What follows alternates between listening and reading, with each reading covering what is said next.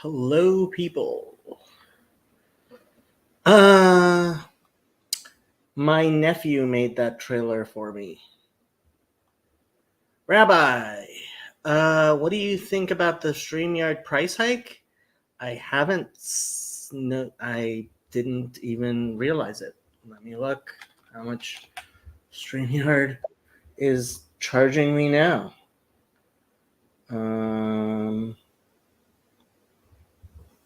My account, billing. Oh, wow. That is a lot.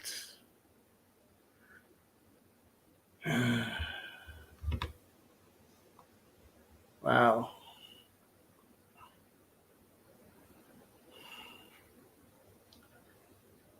I might change.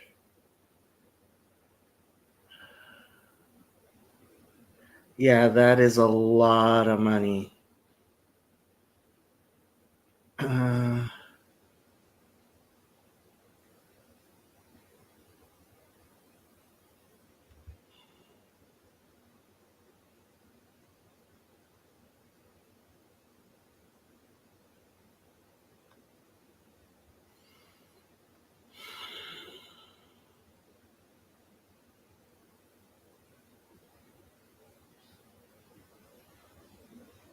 yeah, I think I'm going to change. That is a lot of money.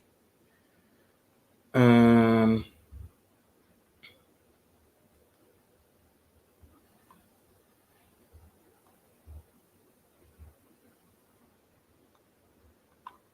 why didn't it change?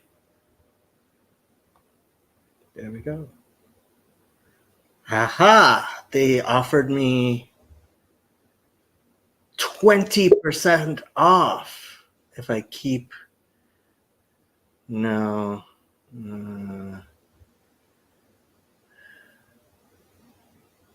Yeah, that's a lot of money.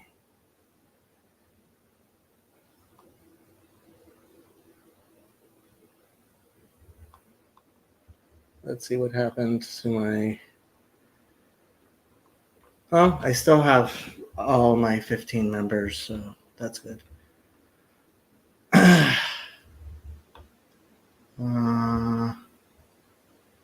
Okay, there are people in the backstage. I will get to you in a second.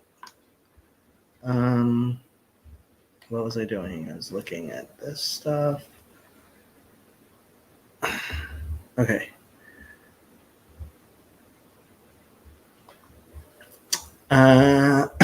Kirk. No. Hey, Yeah, there you I go. just how's it going? Good. How are you? I'm well. So actually, I recently turned 17. So Mazel tov. I'm gonna get my driver's license. I'm gonna ask my dad to drive around the property. I have a really big property, so I should be able to practice around here without government supervision. Aha! You have a very big. You have a very I'm, big property. I I'm see. I'm in Ah, Mississippi. Kirk is rich. We didn't know. No, I just live in a state where nothing costs anything. Well, yeah. I mean, I guess. We You we don't believe in Krugmanonics here. okay? I see. How you doing, Okay. Matthew? I'm good. I'm good. Glad you got on here. Missed chatting with you. Been going back and forth texting, but good to see you live and well. But Yes, thank you. I am when alive and I am well. Hopefully. how's it going, Matthew? Good, Kirk. Congratulations. Happy birthday. My advice on driving would be pay attention to your parent. Hopefully your parents aren't horrible drivers. That's how I learned. I didn't fail I passed my first test, and I just was always very attentive to how my parents drove, and that's what got me through it. I just remember my mom. I was driving with my mom um, when I had my learner's permit, and I went over a bump a little too fast, and Is she a typical Jewish Something mom? hit my head really hard, and I thought it was like I had hit something. No, it was my mom. She Yep, smacked that's a Is she function of the vehicle. That's is she exactly a real right. Jewish mom? It's a real Jewish mom. Yeah. She smacked me. Yes, call out for Fountain of Comfort. People, give money to Fountain of Comfort. Yes. So how's your college been? I ended up dropping one course, and hopefully I'll pass my other courses. What course did you have to drop? Uh, it's one of the master's degree things. So Yeah. so Hopefully it won't actually make me graduate any later, but yeah, I was what does having the trouble Masters of keeping up. Social Work, when you're a social worker, what's the difference between that and just being a general therapist? Like, because I know you can't prescribe like medicine, but like, is there any difference between just being a general therapeutic practitioner? A clinical social worker basically does all of the same things as an MFT, which is a marital and family therapist, or an LPCC, which is a licensed professional clinical counselor, or a psychologist, um, or a nurse practitioner who is doing therapy, or a psychiatrist who is doing therapy. But the nurse practitioner and the psychiatrist can actually prescribe medications. Yeah, because I was just thinking, when you're talking about your average therapist who's not a licensed psychiatrist, it seems like they do most of the function that an average social worker would do. Um, but I just Yeah, the only difference, I mean, honestly, the only difference, there are a few differences in the trainings, but really when it gets down to brass tacks, um, there there isn't a functional difference between between those descriptions. It's functionally in a clinical setting. People are switched in and out. It really depends on the individual, and this is part of what pisses me off. Is the yeah, I mean, it wasn't so much to protect my GPA as much as to pass all of the classes. And I know it's pretty easy to pass all of the classes, but like, yeah, nowadays it's kind of hard to fail. But like, so what yeah, college is this again? Walden University. And so what was the class about? It was a stupid course. Okay. Yeah, Yeah. I mean there's definitely a lot of problems with the liberal education and all this. I mean, um have you considered enlisting in Peterson Academy? I am. Okay, good. Because Jordan Peterson, I mean, I don't know I if was it'll be kind of pissed off that I paid for Peterson Academy, and then the Jordan Peterson course on anxiety and depression is on Daily Wire. That's like, it's like, excuse me? Now I have to, but like, there's still a what? lot of valuable content on Peterson Academy regardless. There is, but like, I, I now I have to pay double. Like, that's just BS. I mean, but it's a lot better than almost any college course in terms of monetary value. Well, yeah, certainly in terms of, well, I don't know. I've taken some of the courses. I'm not. See, that's the thing, Marcus. It's not in any way, shape, or form ready to be any sort of academy. Like they don't actually have they have interesting stuff, but they have no and from Peterson's, I mean, I was listening to Peterson talk to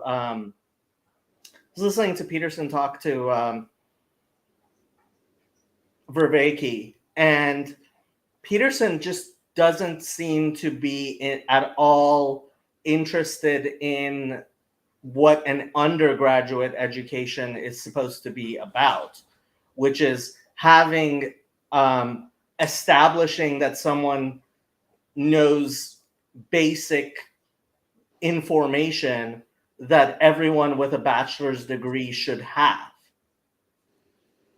And so none of their courses do anything like that. It's more high level. Just a second, Kirk. The difference between Peterson Academy and Trump University are the number of lawsuits, but there's time. That's not fair. That's not fair. Yeah, I mean, it's not.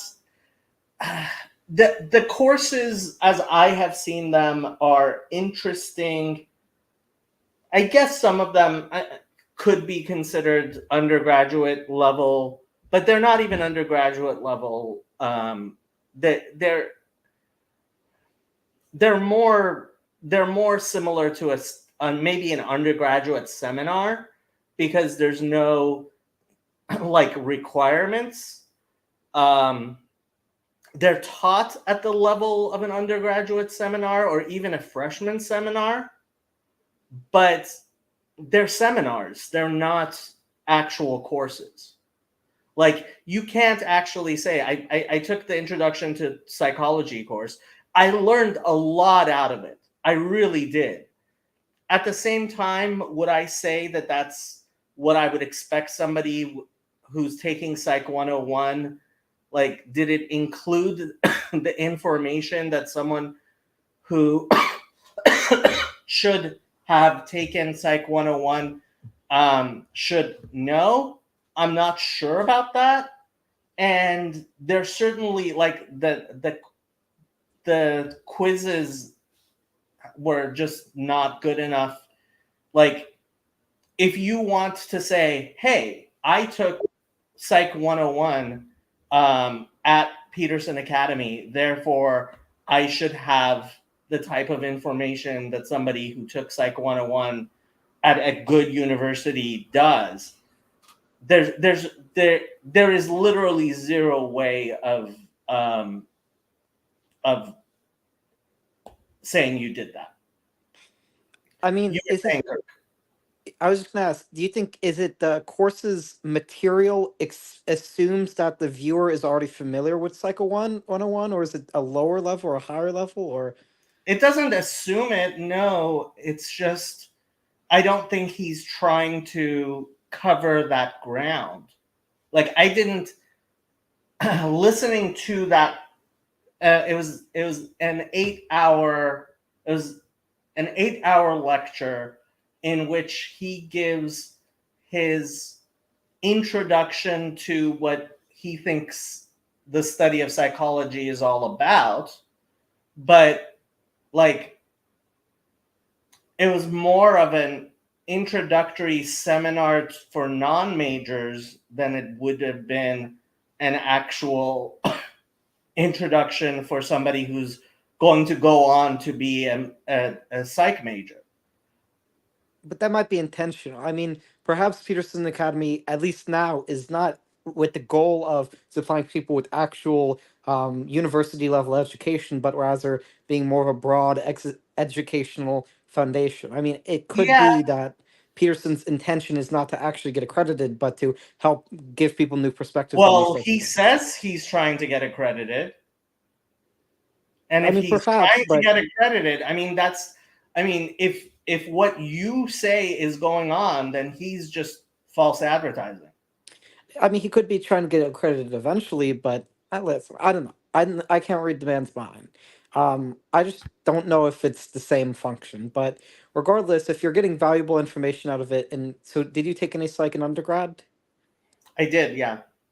So if you already have, would you say you have the knowledge of somebody who's taken a Psych 101 class? Yeah, and I was surprised that the things he was teaching were things that were new to me. Like, for example, I didn't actually know the people who are, so the guy who introduced the class, he talked about psychologists who were very influential that I had never heard of. But like, if you're taking an undergraduate psych class at a community college, they're going to talk to you about Freud and Lacan. Skinner and Jung, which No Lacan? he didn't talk about Freud at all. And he barely mentioned Skinner. Yeah, I mean Freud, Jung, Skinner. Thanks. I would imagine these names, but so what psychologist did he mention? There was that guy, I forget the names, which I kind of feel bad about, but like, there was a Harvard psychologist, James, last name was William James, right? Oh yeah, he's the founder of pragmatism. I'm not super familiar, but I'm broadly familiar. Right. Very few people are familiar, and it's like he's not teaching the basic class. That's because I'm interested in like continental philosophy and all this. I mean, Yeah, that's cute, but I mean, William James, he seems like a great guy. I am like interested in learning more about this William James guy. At the same time, it's like, well, what are you doing here? Are you actually providing an undergraduate education or not? I think there's been some peeling back or some stiff refutation to Skinner though. He's a big behavioralist, right? And he was doing a lot of stuff with the mice or whatever, the rats.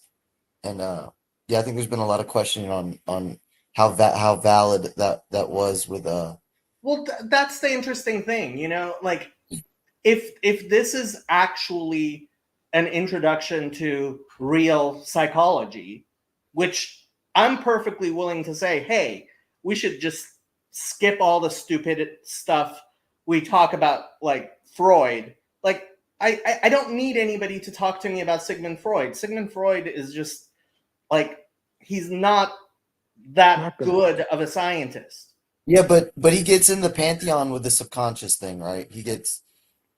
I mean, he was very influential, and if you're taking a history of psychoanalysis class or history of psychology class, maybe you need to talk about him. At the same time, it's like, okay, is this the major? So here, Marcus says intro courses should provide you with the basic questions and some of the major debates in the field. I think he does that. But he does that for somebody who he seems to basically assume that you have an undergraduate degree in psychology already. I don't know if you can say Andrew has a roof over his head. Andrew, do you have a roof over your head?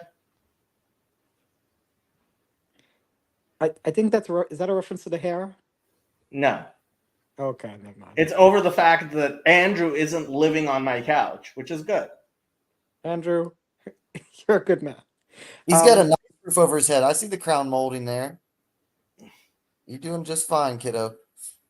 Thanks, man. By the way, Andrew, have You're on you the adventure. graduated Don't worry yet? about it. Okay, Kirk, let other people talk. You were saying, Matthew. I was just encouraging Andrew, from someone who's been into some gnarly diversions on my journey. You're gonna be just fine, brother. Just keep your nose clean, keep your chin up. You'll be all right. Don't kill anyone. Like Matthew has. And don't do psychedelic drugs at work. I was just asking if Andrew has you graduated yet. Kirk, I have an idea. How about you let other people talk? Okay. Sounds good. Andrew, have you graduated yet? Nope, not at all. Hey, So Jacob, I just jumped in, so I have no idea. I'm assuming you guys are talking about the Peterson course. So are you taking it? I mean, I signed up for Peterson Academy, and I went through the entire Intro to Psychology course. I was not incredibly impressed, and I am a tiny bit disappointed that it's just like it's basically YouTube but better. Okay. It's high production value YouTube, which is nice, but I mean,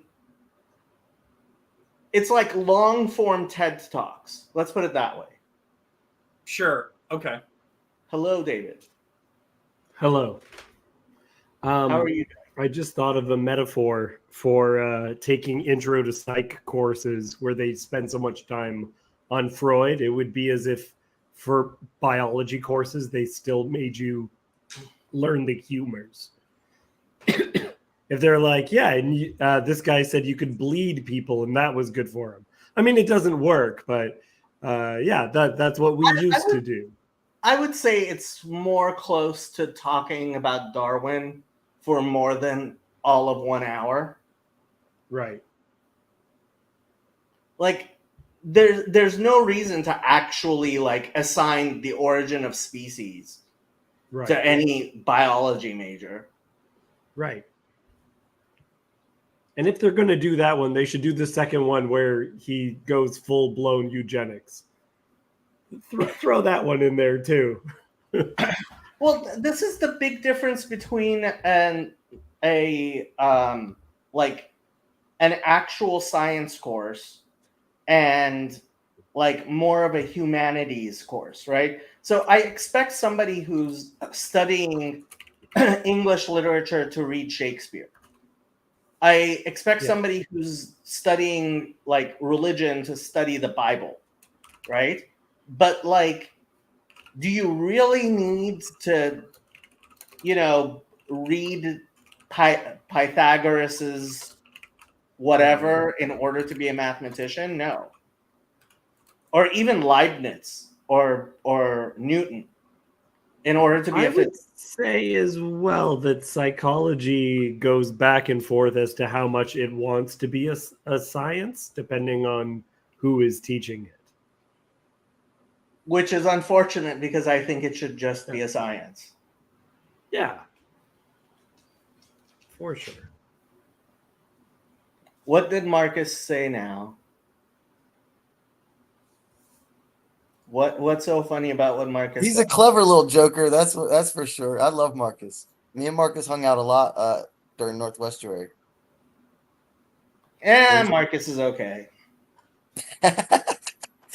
That's a glowing compliment, by the way, from Jacob. Jacob, I actually have a question for you this week.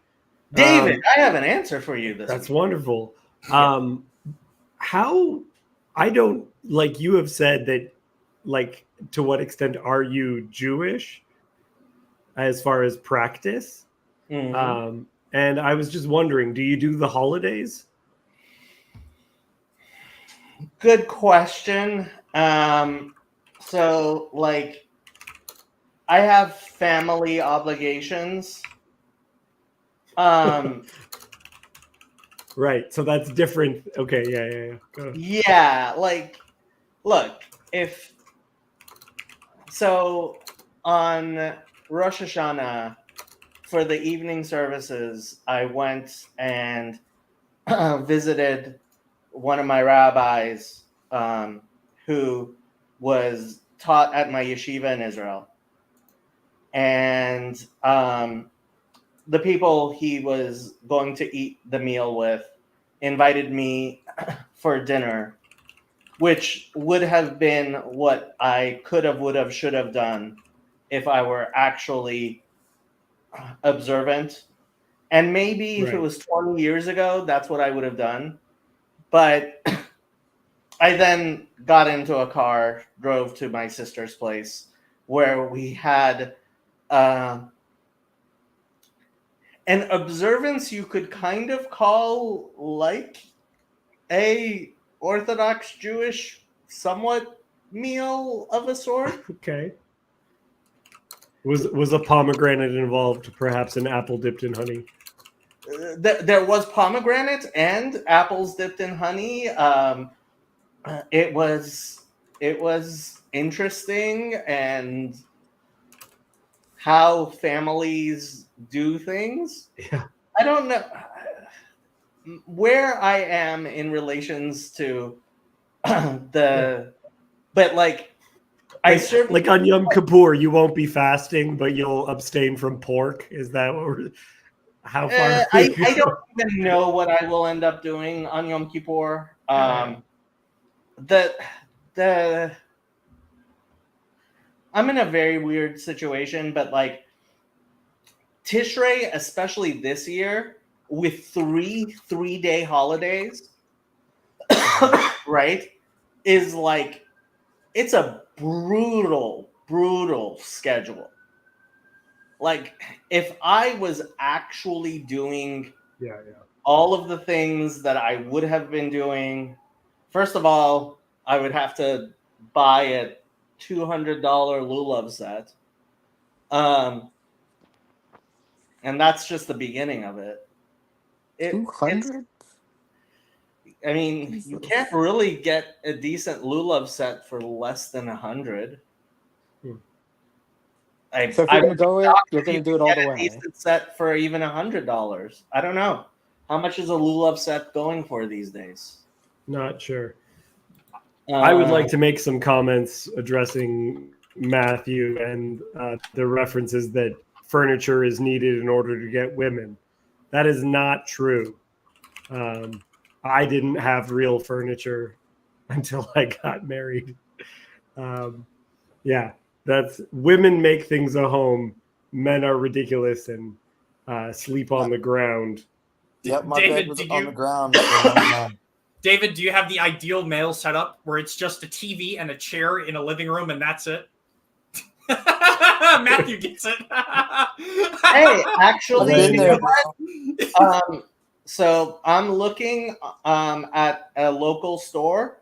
They have a lulav and etrog set for $75. They have a Yanover etrog set for $100. They have a Moroccan set for $120. So yeah, $200 bad. is probably too much. What is this? For Sukkot. Lulav and etrog set. A Lou.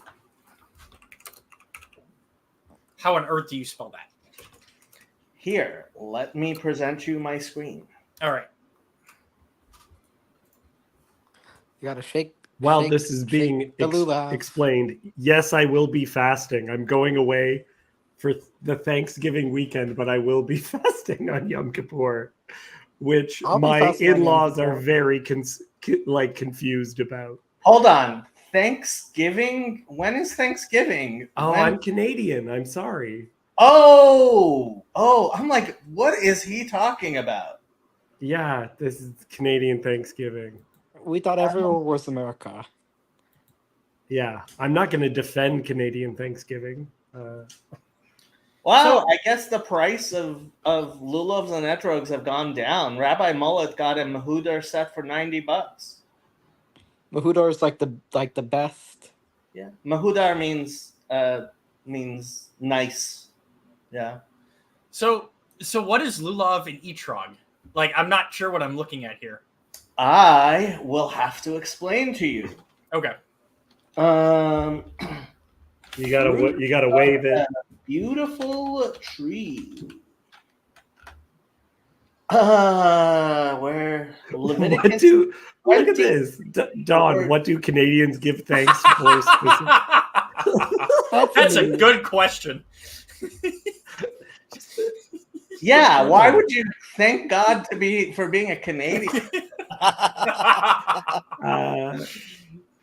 Yeah. So Leviticus 23:40.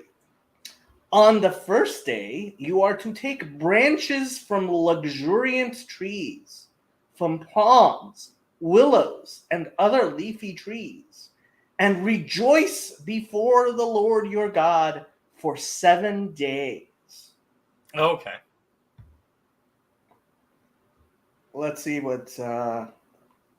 Sometimes there is an 8th day. No, the 8th day is a different holiday. Oh, sorry. I looked away for a moment. Shmini Atzeret is a different holiday. Well, in the diaspora, there is second day Yom Tov. there's second day Yom Tov, but that's on the 9th day. Oh, okay. Where's the translation that's like really expansive? What am I thinking of? There's a translation that's like amplified word. There it is, Amplified Bible. Now on the first day you shall take for yourselves the foliage of beautiful trees, branches of palm trees, and boughs of thick leafy trees, and willows of the brook, and make booths of them. And you shall rejoice before the Lord your God for 7 days. Okay. I guess. What's your favorite Jewish holiday? My so I used to joke that my favorite month is Cheshvan, because so Cheshvan is called Mar Cheshvan, is called bitter Cheshvan, because it has no Jewish holidays in it, and it's the month after Tishrei, which is the month that has a ton of Jewish holidays in it. And like after Tishrei, I would just be so tired of holidays. Like I just liked normal Shabbat on the 7th day. And like Cheshvan is like, because 3-day holidays, oh my God, they make Shabbat so difficult, especially when it's on the 3rd day. So this year's calendar, here, let us pull up this year's calendar. I like the community associated with Yom Kippur. I mean, Yom you get- Kippur is a perfectly nice holiday. I mean, also, and I love frankly, listening when to Yom melody. Kippur falls on the Sabbath, it's like Shabbat Shabbaton Tihiyeh Lachem. Isn't it a big one? Isn't it the biggest one? Most would Yom say. Kippur is the highest of holidays. Yes. Okay. Yeah, it's And I supposed also to. like It's a the high perfectly holiday. nice one, as Jacob said. Okay, so this past so starting on Wednesday was the first day of Rosh Hashanah, and then the second day of Rosh Hashanah, and then you go straight from Rosh Hashanah into Shabbat, and then today was the fast of Gedalia, which would usually be the day after Rosh Hashanah, but we don't fast on the Sabbath usually. What? A true Jacob episode here would be you'd be explaining what the heck any of these mean to me or to us. I don't know what any of these mean. What is Rosh going on? Hashanah is the first day of the 7th month, which is the beginning of the Jewish New Year, is on the 7th month. Okay. And it's the day that the rapture is going to occur. It's a feast of trumpets, also connected with the judgment. There's a lot of people that think it's the day the rapture will occur if they believe in it. Good thing we don't have to worry about that. Yeah, I don't believe in it. Gedalia is referred to in the Bible as the fast of the 7th because it's in the 7th month, and it is a fast commemorating the murder of Gedalia ben Achikam, who was murdered 2,500 years ago, about. And is it an actual hovah? What? Is it an actual obligation or a custom? It is. I mean, it is. It's a Jewish holiday. I don't know. I mean, does halacha require it? Is what I'm asking. Yes, it is a halakhically required holiday. Yes. Okay. And then Yom Kippur is going to be on the Sabbath, and then Sukkot, again, just like Rosh Hashanah, is going to start. It's on Wednesday. It's going to be 2 days here in Los Angeles. And then the 3rd day is going to be Shabbat Chol HaMoed. And then there's 4 intermediate days, including Hoshana Rabbah, which is where the word Hosanna comes from. And then there is a separate holiday called the holiday of the 8th, which when Paul Vanderklay one time said, "There's no 8th day in the Bible," I just lost my mind. Yeah, Very very incorrect. yes, very, very incorrect. Especially there's a psalm to the 8th day. Like there's a specific psalm for the 8th day. Well, it's not just. It's also important in the Gospel of John. Really? It's in the New Testament as well. Yeah. Yeah, I mean, Rabbi, I'm not sure I would call it a rabbinic decree. Like we say that because halakhically it is rabbinic decree, but Christians think that means it's something that's not mentioned in the Bible. And it's the 4 fasts are mentioned in the Bible. So that's why I don't say that to Christians, because they misunderstand things. I was gonna say, I like growing up teaching. I never I don't know, like when you grow up as a Christian, you're taught about the 7 days of creation, Yeah. right? And so, actually, I'm not familiar with this either. What is the 8th day specifically? Can I try, Jacob? Sure, you can. I think I can do it quickly. So the 8th day, which is connected with the first day, it's kind of the do-over, but it also is like a better version.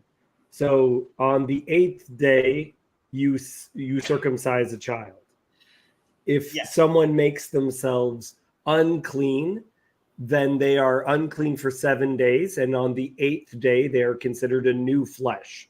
Repeatedly, you'll have this idea on the 8th day, they become a new flesh.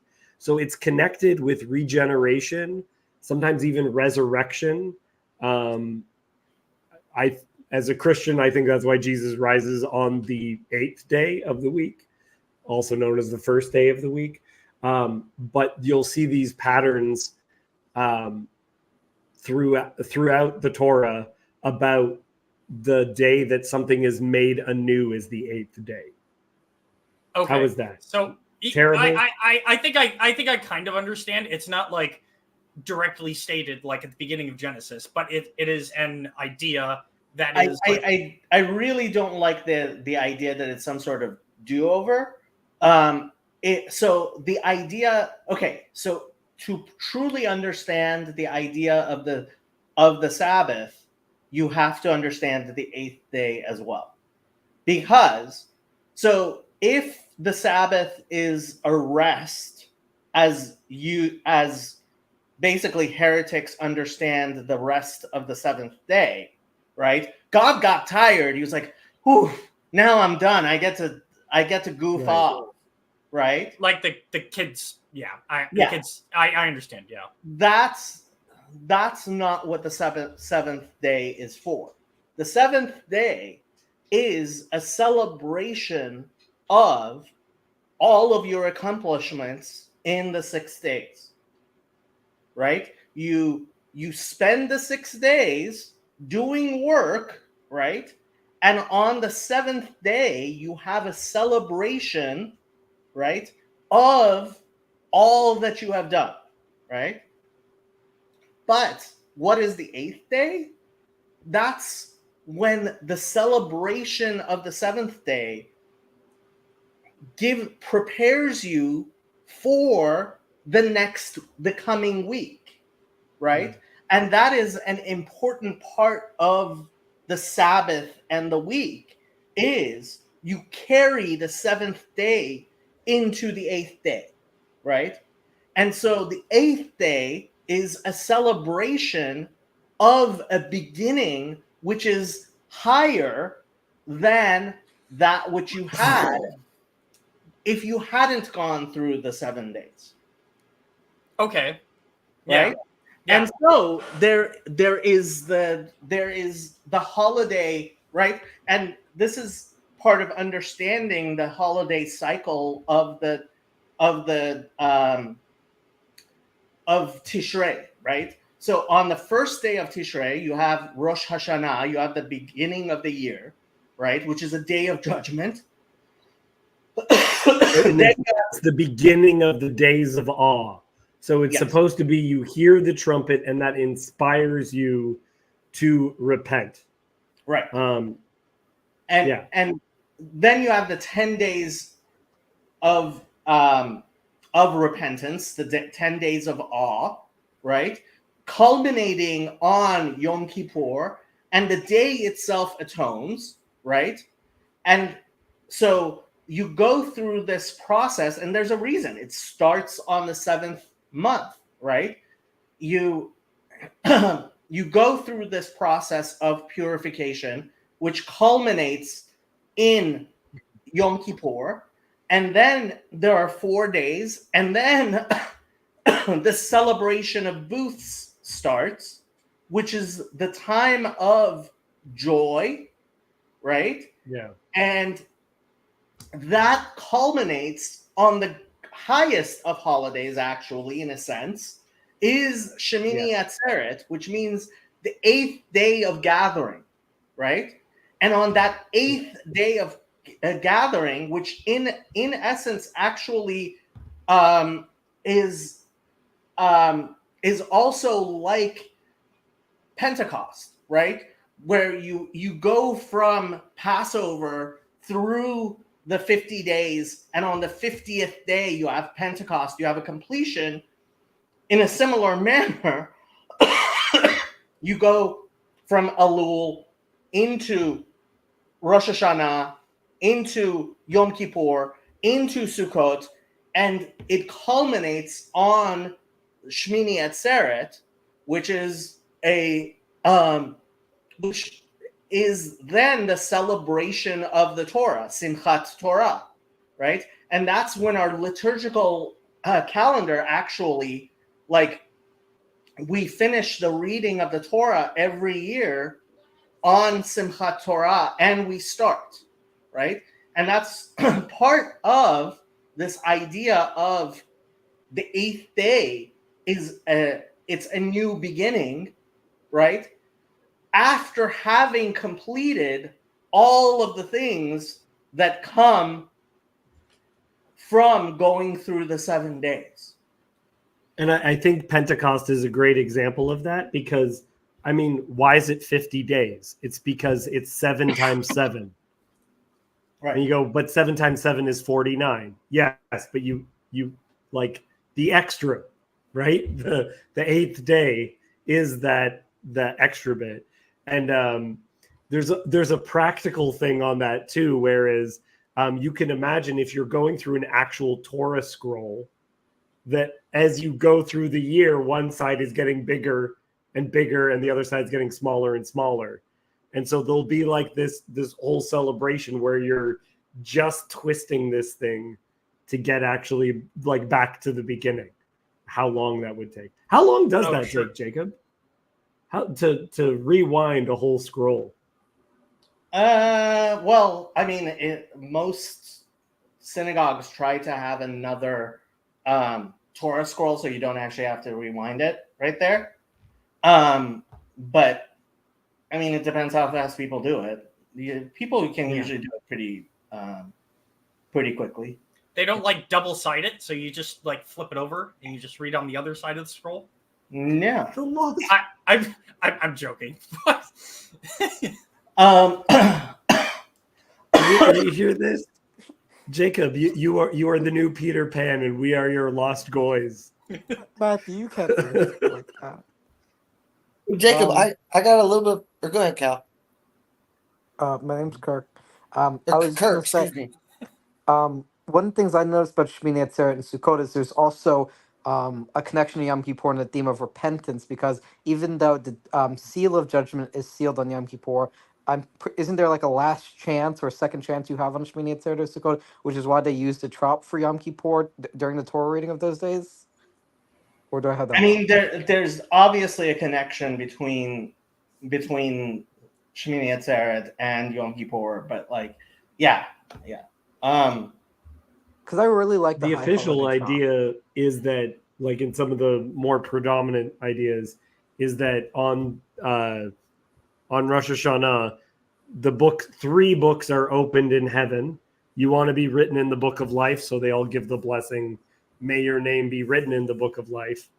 And then it's supposed to be your last opportunity to repent before approaching Yom Kippur, only if you're in the maybe category. No? I mean, look, as long as you are alive, you have you have a possibility of repenting. Repenting is a constant thing, which is why what Kirk was saying, like Shmini Atzeret, is also a day of repentance, right? We live all of our lives in repentance.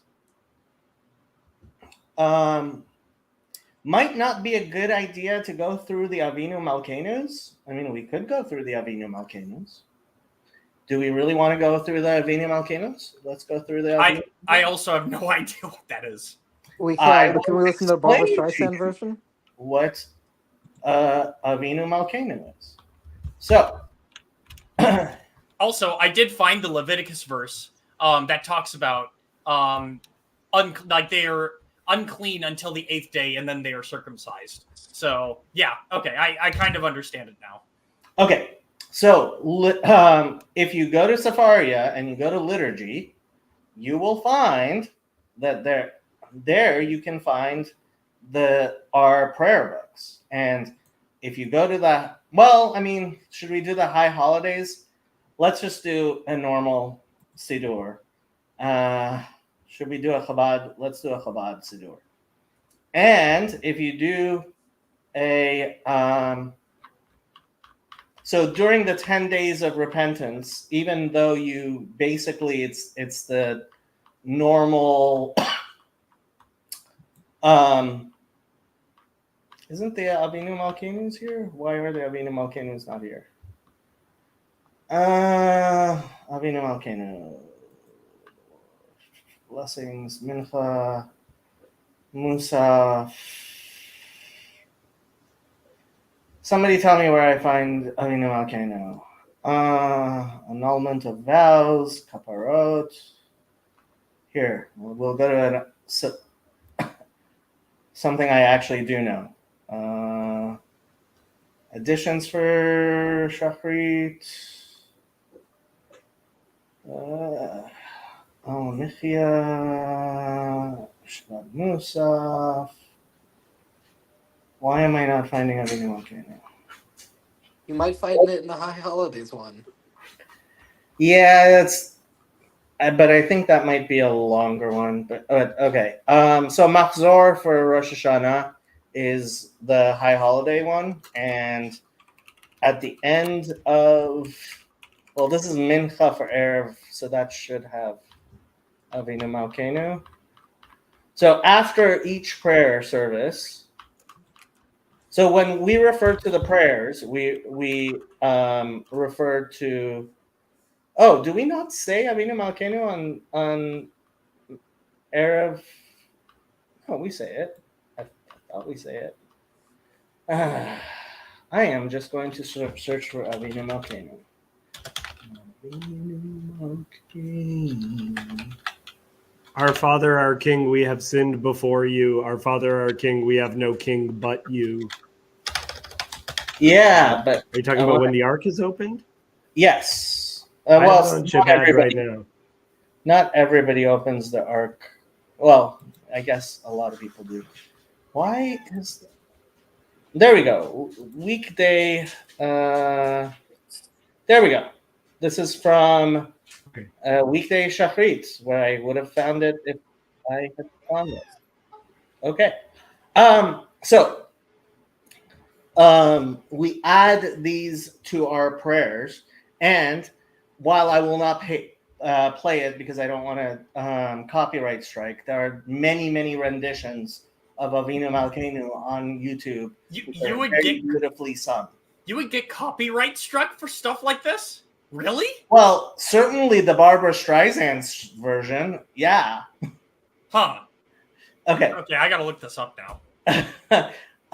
Look, you'll get in trouble if you share Hillsongs too. So Avinu Malkeinu. So there are four canonical relationships between us and God: father, son, husband, wife, king, servant, and king, subject, and master and slave. Okay, so we refer to God as our Father and our King, and these are different aspects of God, right? So Avinu Malkeinu, our Father, our King, right? Chatanu lefanecha, rachem aleinu. We have sinned before you. Have mercy upon us. Avinu Malkeinu, ein lanu melech el ata. We have no king other than you. Avinu Malkeinu, ase imanu leman shemecha. Do it because of your mercy, of your name. But yeah, leman shemecha. And this is like Christians really have difficulty understanding the concept of things in the name of, because like it's a given thing in the Hebrew, which got translated into Greek, and then a bunch of people who had no idea what it means in Hebrew started doing all kinds of weird things with it, which is why they lose their mind about the precious name. They don't really get it. Avinu Malkeinu Chadesh Aleinu Shana Tova. Renew for us a good year. Avinu Malkeinu Batel Me'aleinu Kol Gezerot Kashot Veraot. Nullify from us all evil and hard decrees. Batel Machshavot Sonenu. Nullify the thoughts or plans of those who hate us. Avinu Malkeinu Hafer Atzat Oivenu. Overturn or unravel the counsel of our enemies. Avinu Malkeinu Kale Kol Tsar Umastin Ma'aleinu. Extinguish all pain and accusations. Mastin, you might notice the word Satan there, against us or from upon us. Avinu Malkeinu Kale Dever V'cherev V'ra'av V'ra'av Ushri V'viza U'mashchit U'magafa V'yetzer Hara V'cholaim Rabim Mibnei Britecha. Our Father, our King, remove pestilence, the sword, and bad, and hunger, and captivity, and plunder, and the destroyer, mashchit, and plague, and evil, inclination, and bad illness from the people of your covenant. Avinu Malkeinu shlach refuah shlema lechol cholei amecha. Our Father, our King, send a complete healing to all the ill of your people. Avinu Malkeinu mena magafa menachalatecha. Prevent plague from your heritage. Avinu Malkeinu zachur ki afar anachnu. Remember that we are dust. Avinu Malkeinu machol uslach lechol avonotenu. Forgive and pardon all our transgressions. Kora ro'a gezar dinenu, tear up all our bad judgments, the judgments against us that are bad. Not that we made bad judgments ourselves. Avinu Malkeinu machok barachamecha harabim kol shitrei chovotenu. With your great mercy, erase all our debt instruments. Obviously, this is talking about spiritual ones. Avinu Malkeinu meche v'haver psha'enu neged einecha. Erase and remove our sins from your eyes. Avinu Malkeinu kotvenu b'sefer chaim tovim. Inscribe us in the book of good life. Kotvenu b'sefer tzadikim v'chasidim. Inscribe us in the book of the righteous and pious. Kotvenu b'sefer yisharim utmimim. Inscribe us in the book of the straight, okay, and simple. I guess that's how you could translate Yesharim Utmimim. I would probably translate it as Yesharim, the the just and the wholehearted, maybe? Avinu Malkeinu kotvenu b'sefer parnasa v'chalkala tova. Inscribe us in the book of good income and sustenance. Avinu Malkeinu kotvenu b'sefer mechila uslicha v'chapara. Inscribe us in the book of forgiveness, pardon, and atonement. Kotvenu b'sefer geula v'yeshua. Inscribe us in the book of redemption and salvation. Zochrenu bezichron tov milfanecha. Remember us with a good remembrance before you. Hatzmach lanu Yeshua bekarov. Let salvation sprout speedily in our days. Harem Keren Israel Amecha. Raise the horn of Israel, your people. Harem Keren Meshichecha. Raise the horn of your Messiah. Chonenu ve'anenu. Have grace upon us and answer us.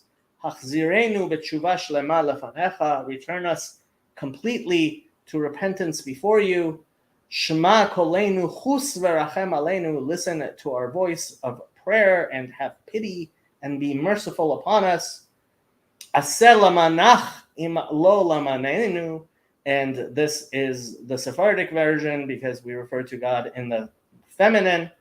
Do it for your sake, if not for our sake. Avinu Malkeinu kabel barachamim uveratzon et tefilatenu. Accept with mercy and goodwill our prayers.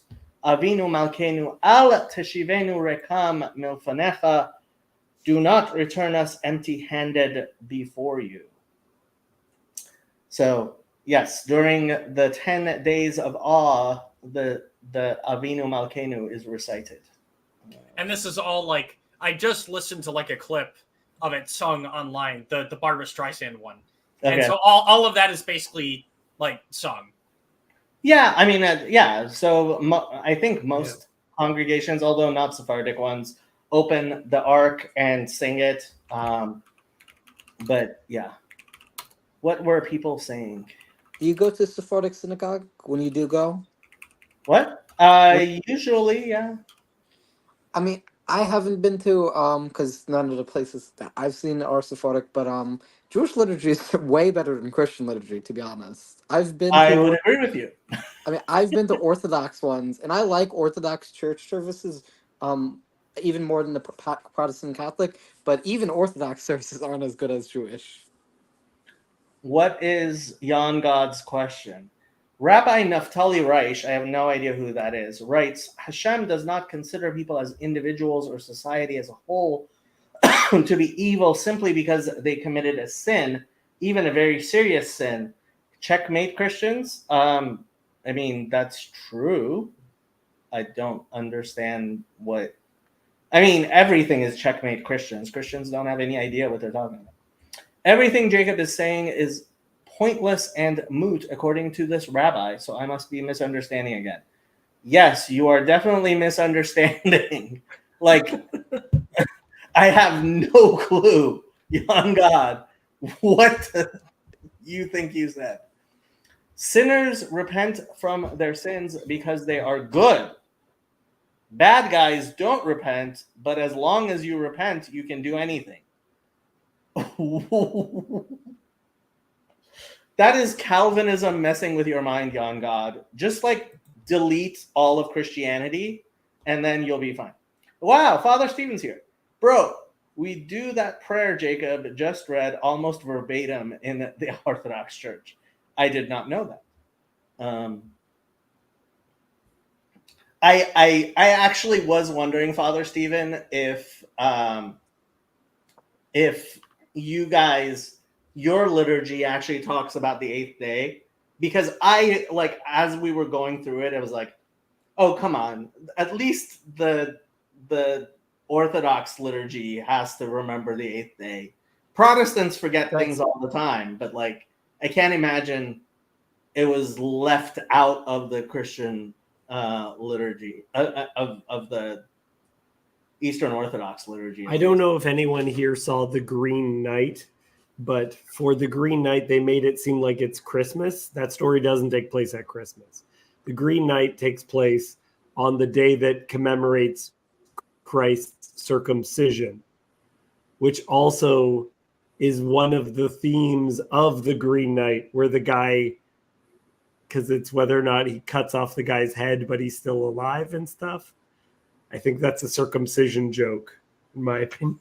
No idea what you're talking about. Green Knight, as in Knight or Night? What do you even? I don't even know what movie you're talking about. It's the A20. Are you talking about the A24 one? Colonimus Yeah. Eliezer wants me to ask Father Stephen Finnegan. where you guys got your Avinu Malkenos from. And apparently the biggest Orthodox bookstore online is Eighth Day Books. So they didn't forget about the Eighth Day, unlike the Protestants. Who was he looking at when he looked at the camera? Was that me? Was that Garth? Who was he looking at? When I said unlike Protestants, I was thinking of PVK. Well, like when he said that, I was like, yeah, you did not just say that. He's like, he said that's why the Bible doesn't talk about the eighth day. And I was like, which Bible? I got probably a silly question. You mentioned the divine as feminine, and it. How does that work out? How does that why is that so foreign to me? I don't. Because Christians don't believe in God and they haven't read Genesis 1:27.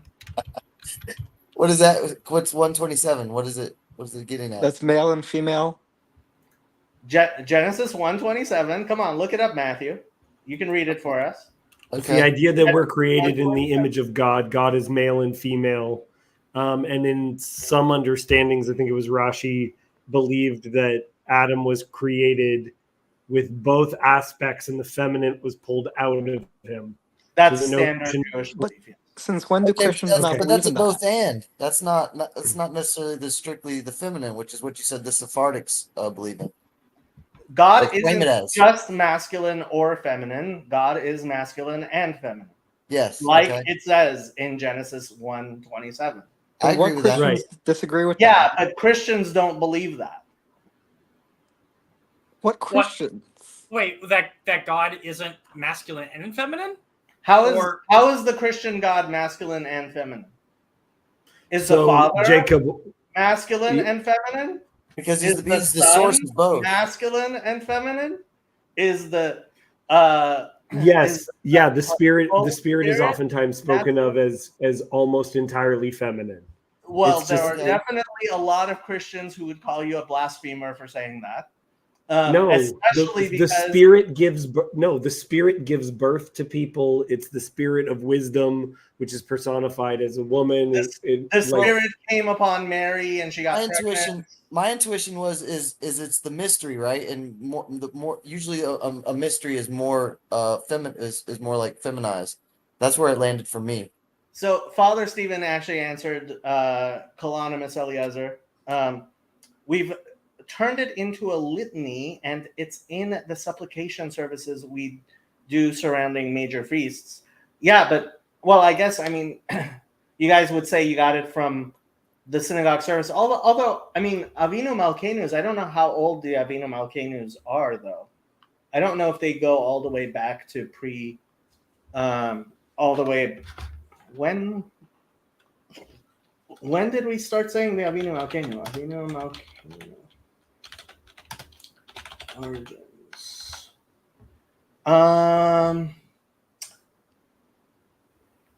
Avinu Malkeinu, Rav Amram Gaon, 9th century.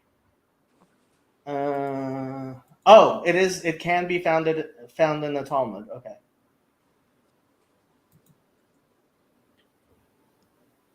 Rabbi Akiva says, Avinu Malkeinu, we have no king but you. Hey, can we do a left turn at risk? My patented left turns. Did you want to speak? Did you have anything interesting to take away from that Eric Weinstein space, or is it pretty that space? I don't know if most Christians really understand what was being said in that space, including my dear friend Christian Baxter. Can you expound a little bit? Not really. what was being spoken about was Jews being concerned about the fact that Western society seems to be prepared to throw us under the bus, and how we are going to deal with that. Many people have decided to move to Israel. How bad have the anti-Israel protests been in your area? Bad enough that walking as an Orthodox Jew in the middle of the night at any holiday, you can expect to be accosted by anti-Israel protesters. I remember on Pentecost, 2 a.m. walking down the street and a car driving past us yelling, "Free Palestine." During that Foundations of the West, go ahead.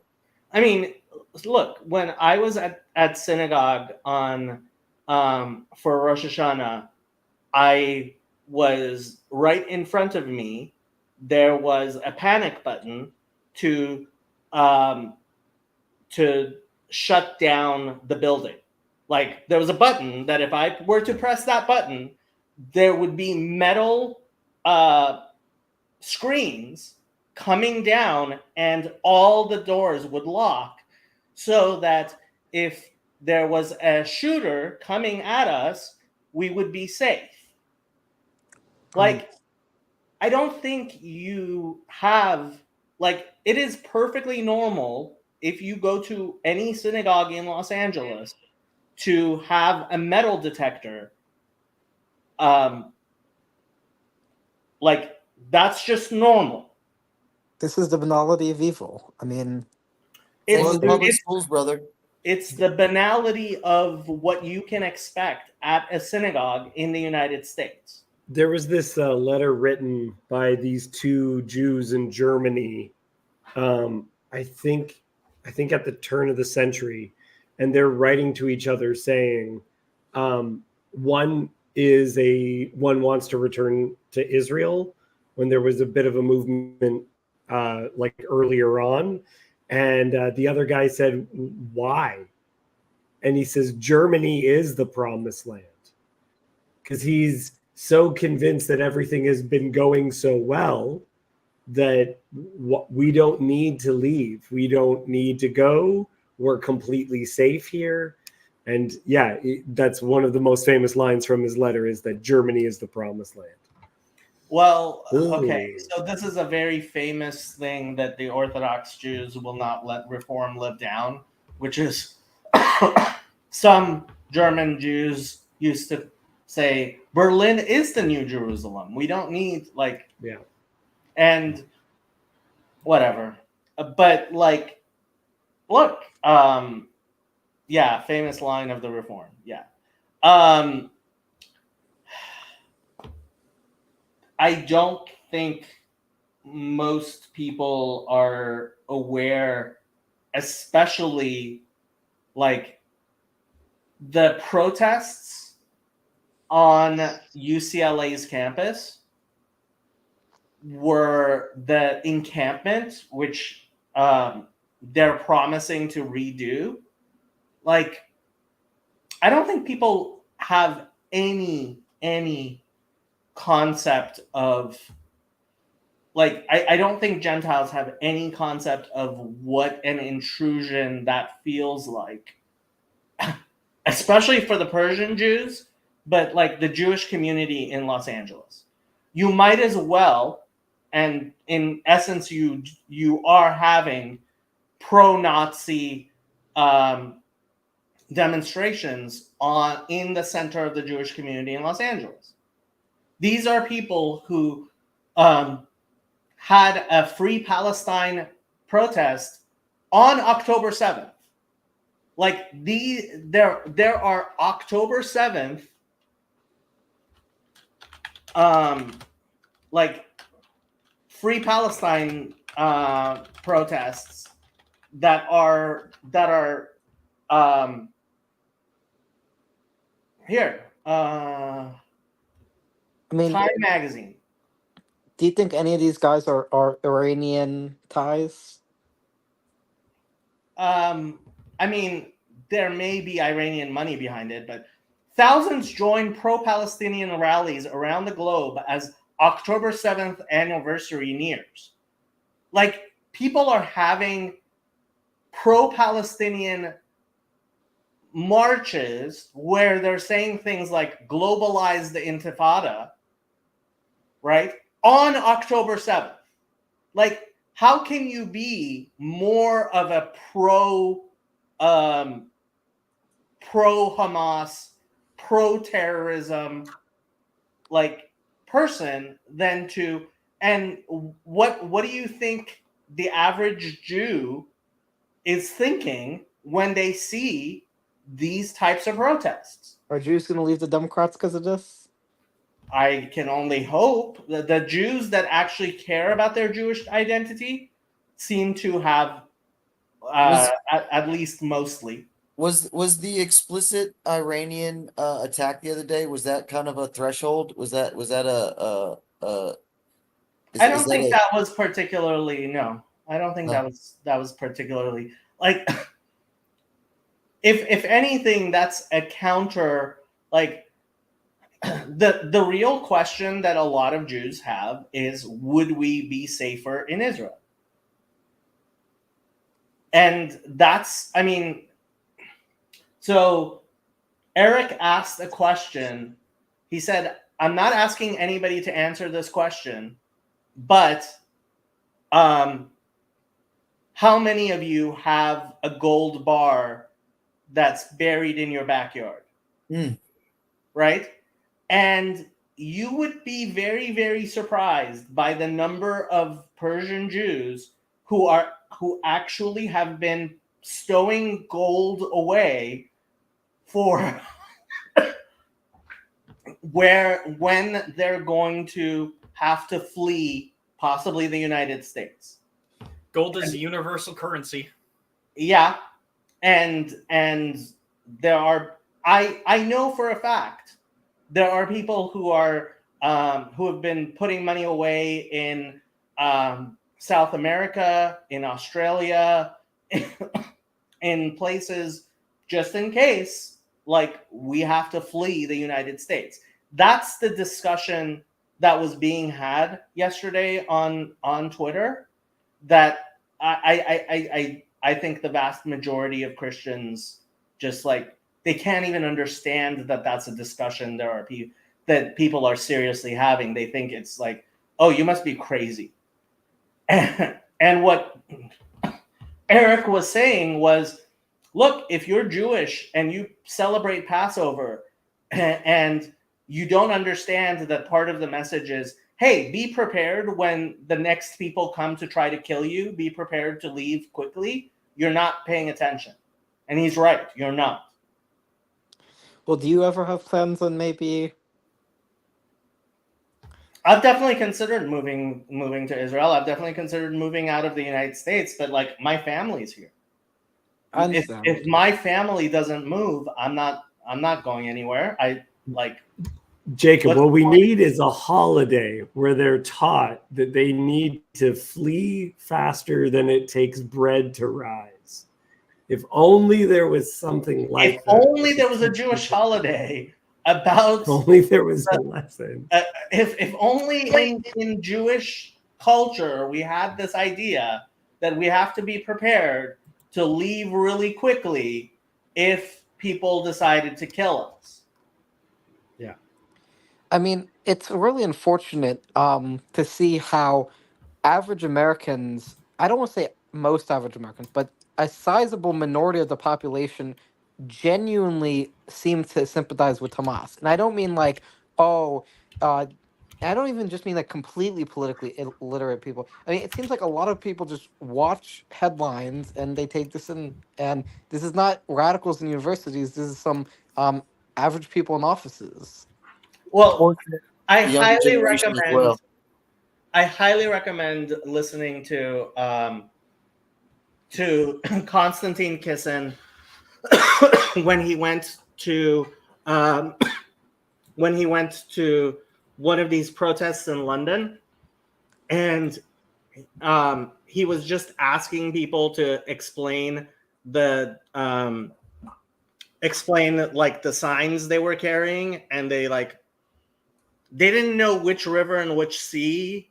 They didn't know what the word intifada meant, even though they were carrying signs talking about the intifada. Like, yeah. I don't want to be too out there, but do you think that there's a realistic possibility the Iranians try to do something funny with the high holidays coming up? Because I know you say you think I it will- don't understand why you think this has anything to do with Iran.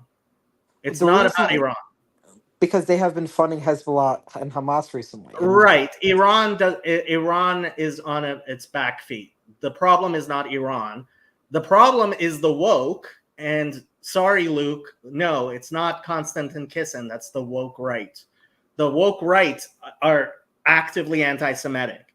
You may not have been paying attention, but there's don't on even the like that right, term. there has been a Tucker, real Candace. resurgence of anti-Semitism, and and right now, the problem is not Iran. The problem is the universities. I mean, I That's agree. what I was going to say.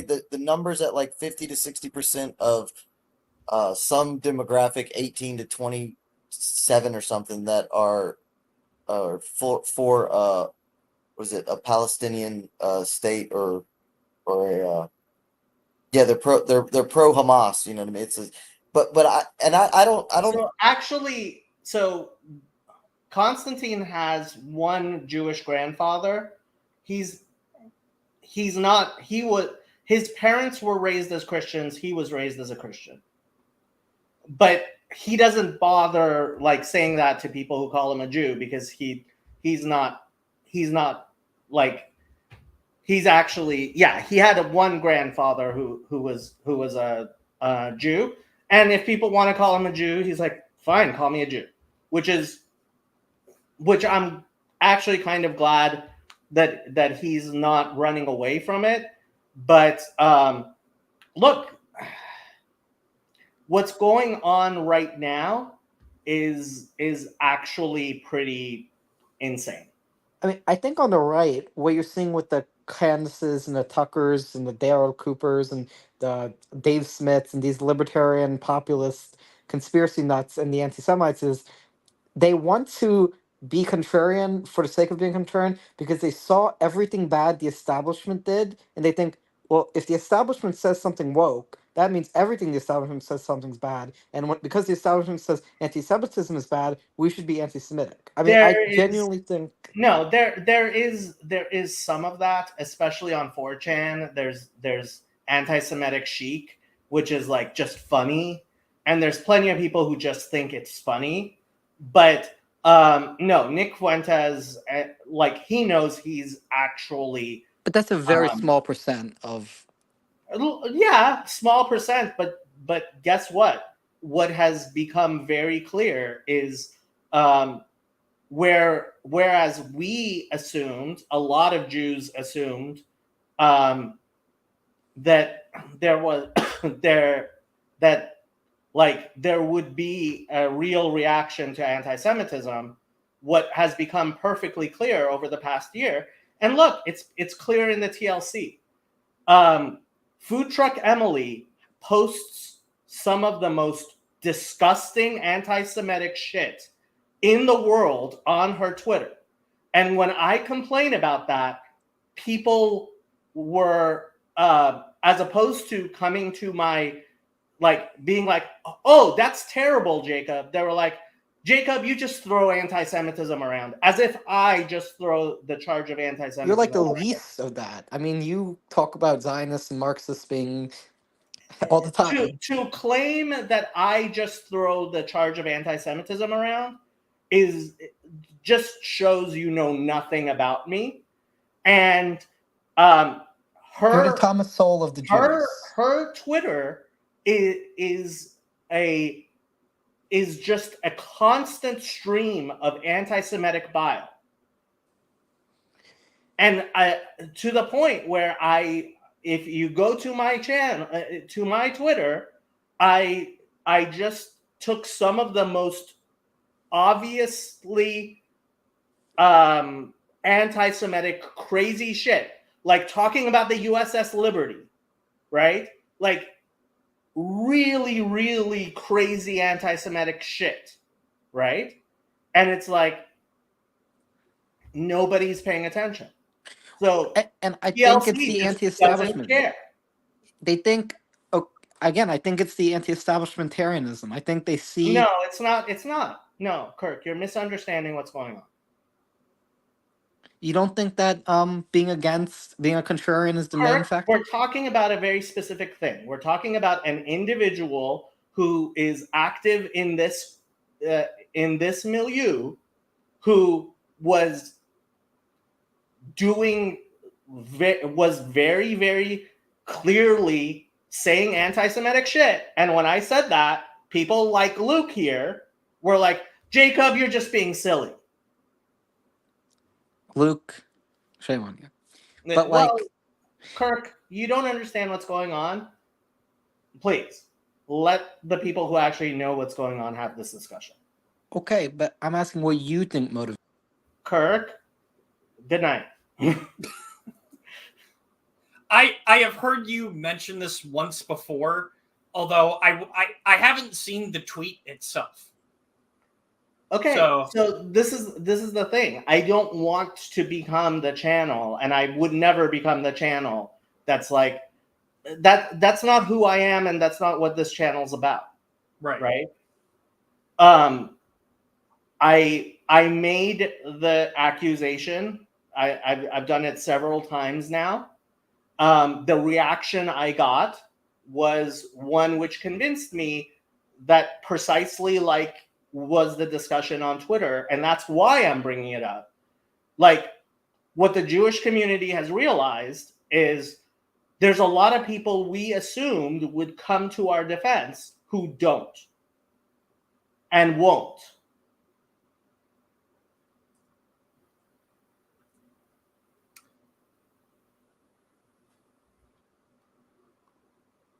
Like, I guess, like who? I guess I'm not in this space, so to speak. So look, just it's been very disappointing. For example, like Luke did not even apologize for making the accusation against me that I would just make that accusation like, yeah, see, here, Luke. I'm not saying that Emily is perfect or sinless, but I do not think she's anti-Semitic. And I love all the tribes, including the sweet, sweet Jews. It's like, yeah, Luke, we see that. You are a pacifist, and the banality of evil describes you. You're one of the people that, like, as the Nazi guards are coming up and rounding up the Jews, you're like, just calm down. Just calm down. Like, sorry, that attitude is completely like unacceptable. Like, I cannot accept that one of my friends is like, hey, you know, Jacob, that thing which you think is anti-Semitic bile, which could cause people to actually show up at your synagogue and shoot people, like, just calm down, Jacob.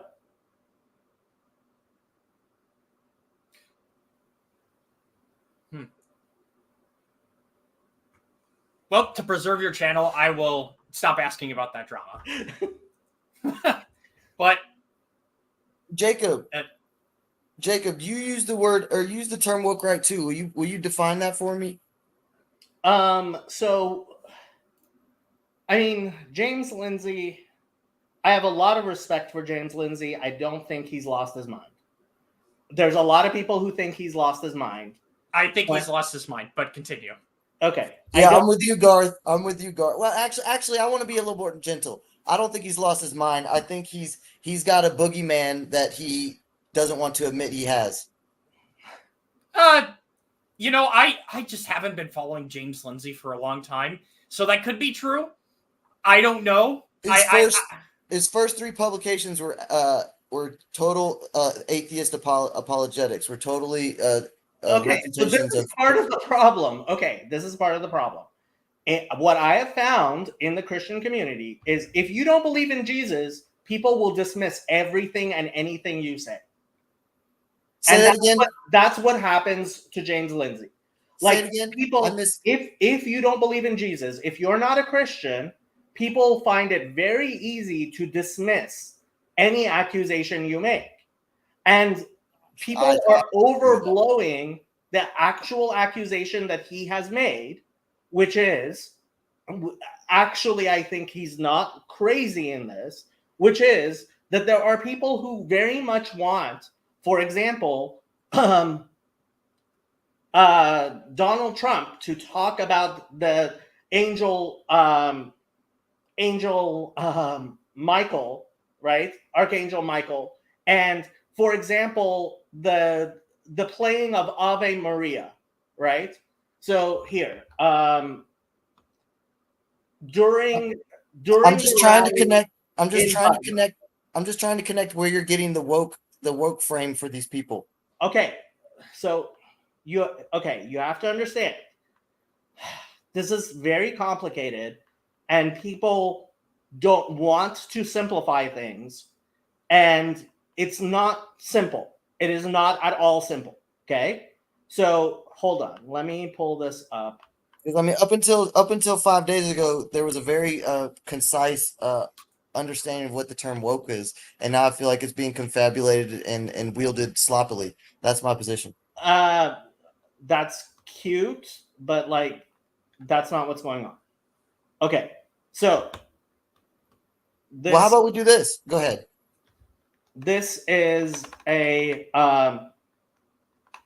so James White. You've heard of James White? You know who he is? I've not. heard of him. I don't know. I think I've seen clips of him, but that's it. I kind James of know White- that he's like a reformed apologist. Yes, he's a Reformed Baptist, actually, apologist. He's very big on YouTube, and like he doesn't listen to James Lindsay. I don't think. But what's been going on is that President Trump, like, had Ave Maria played during the moment of silence for Corey Comparator in Butler, right?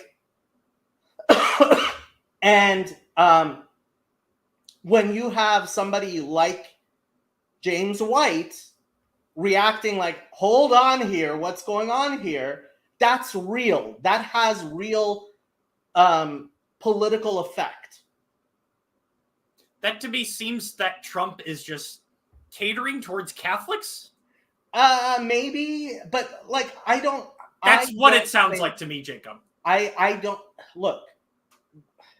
So it's very, very complicated, but it is not crazy to say that if I were trying to get Kamala Harris elected, what I would do is try to influence Donald Trump to alienate those Protestants who really who really want him to lose.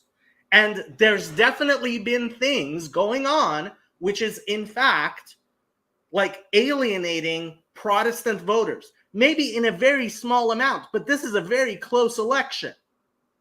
And so wait a minute. Hold on.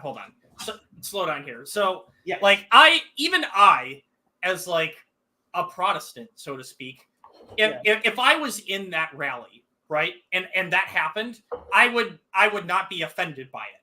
I would even participate in it. Garth, do you think there are zero Protestants in the United States who are actually hear Ave Maria and think, what the?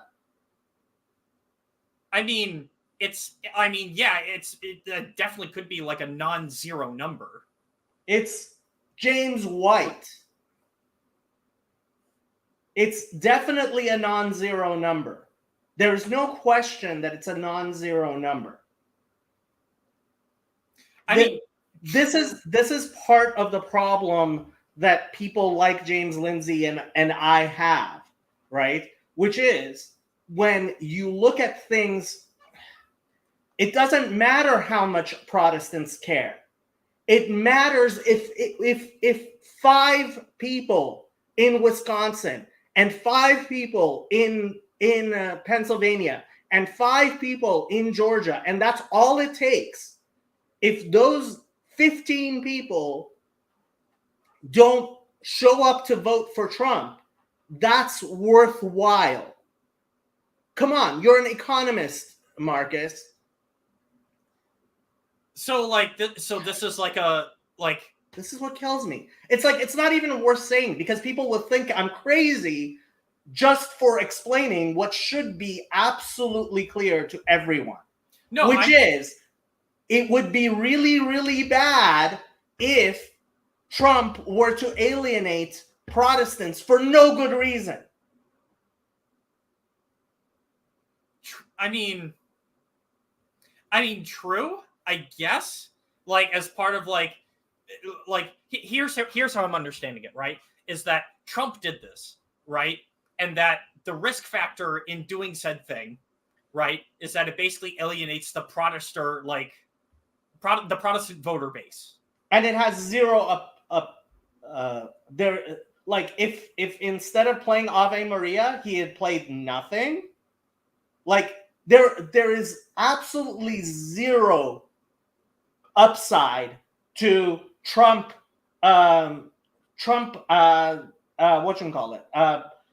Tweeting out a prayer on Michaelmas. Zero upside. And really, really true. Like, Marcus, be serious. But okay, actually, Jan God just mentioned Elon. It's like, couldn't you also say that, having Elon up there is going to alienate all of the potential Trump voters who also don't like Elon Musk, and therefore because of that event, Elon Musk. There's an upside to Elon Musk. There is zero upside to playing Ave Maria. I don't know, man. Just me and my Protestant intuition. Yeah. I just don't think it's that You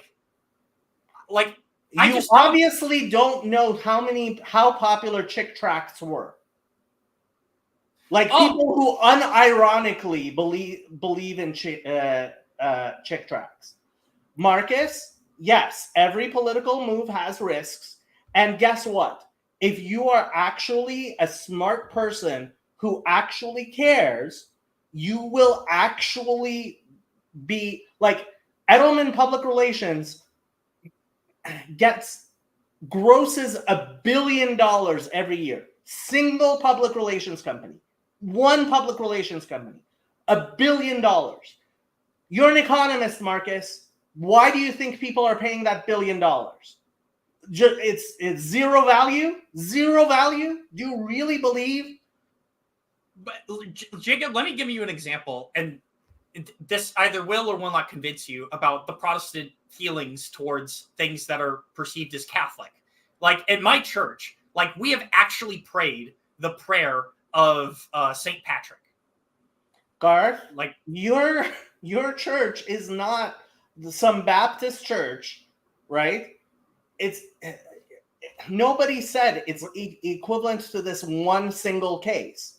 I am saying, look, there are actual people who actually study this stuff, who actually think, you know what?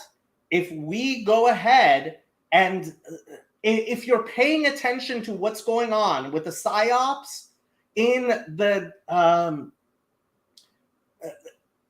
if you're paying attention to the psyops that are going on, which are going on in the, I don't know why I'm even bothering. I'm sorry. I guess I should, like, this is James Lindsay. This is actually I can what I meet you in told the middle. James Lindsay. There's no point. There is 0 point in trying to explain this stuff because people like just hearing the argument as opposed to actually paying attention to the argument and actually seeing like what's going on. They have a reaction to it, which makes it like, Jacob, you're just crazy. Oh, I can meet you in the middle. I see what you're saying. It's not a savvy political move. But It's beyond that. It's a bad political move. okay, and has he how many bad political moves has he made before? I mean, it's yeah. I mean, I mean my whole reason for broaching this, I think we've kind of gotten off the track anyways, but that's fine. But I agree with you. I see what you're paying. I mean, I can, like I said, I can meet you in the middle. I hear what you're saying. Look, I think Nick Fuentes is being propped up by the Democratic establishment. Like controlled opposition kind of thing. Kind of thing. Yeah, look, I'm no fan of Nick Fuentes. Yeah, he's one of the rightists that imbibes the more racist, the more ethnocentral, the more anti-Semitic tropes and narratives. It's on its face. I don't think that's a crazy thing to say. I think you can also probably mine some of what he says for some sense. I don't pay attention to him just because I don't need to hear all the nonsense. And plus, I don't. Okay, I have to say, there's a thing of like it's not worthwhile explaining certain things because people just are not going to actually pay attention and actually bother to think about like, hey, if I were somebody who really wanted, who had millions of dollars, who really wanted Donald Trump to lose, it would be worthwhile for me to influence him in any way I could to, in fact, get all of the Protestants. There are Protestants who believe that Donald Trump is like the Messiah. They have a religious love of Donald Trump. Sure. The easiest way of getting those people to stop being excited about him is to affiliate him with the Catholic Church. But how, like, I guess, I don't know, but like, what, like, percentage of people are we talking about here? It doesn't have to be. That was my point. Look, it doesn't have to be a huge percentage. All it has to be is like, how many votes are we talking about? 10,000, 50,000? How many votes are we actually talking about that will change this election? I mean, I don't know, but okay. So I understand your argument. Your argument is saying to only make political strategic moves that do not alienate anyone that could be within your own voter base, essentially.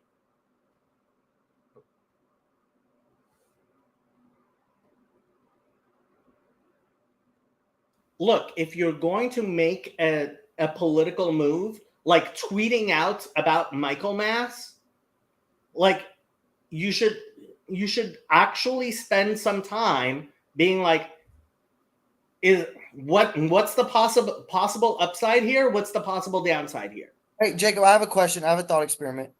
And you might just hate the thought experiment. If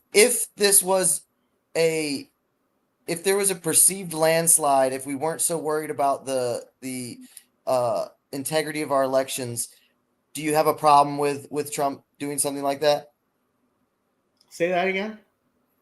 If it wasn't as politically overtoned and a political maneuvering trying to win an election, do you have a problem with an American leader doing it? It's not even like, okay, I actually DM'd James Lindsay. I'm like, don't don't even bother. Like I'm like, you're losing more people by even talking about this stuff, right? Yeah.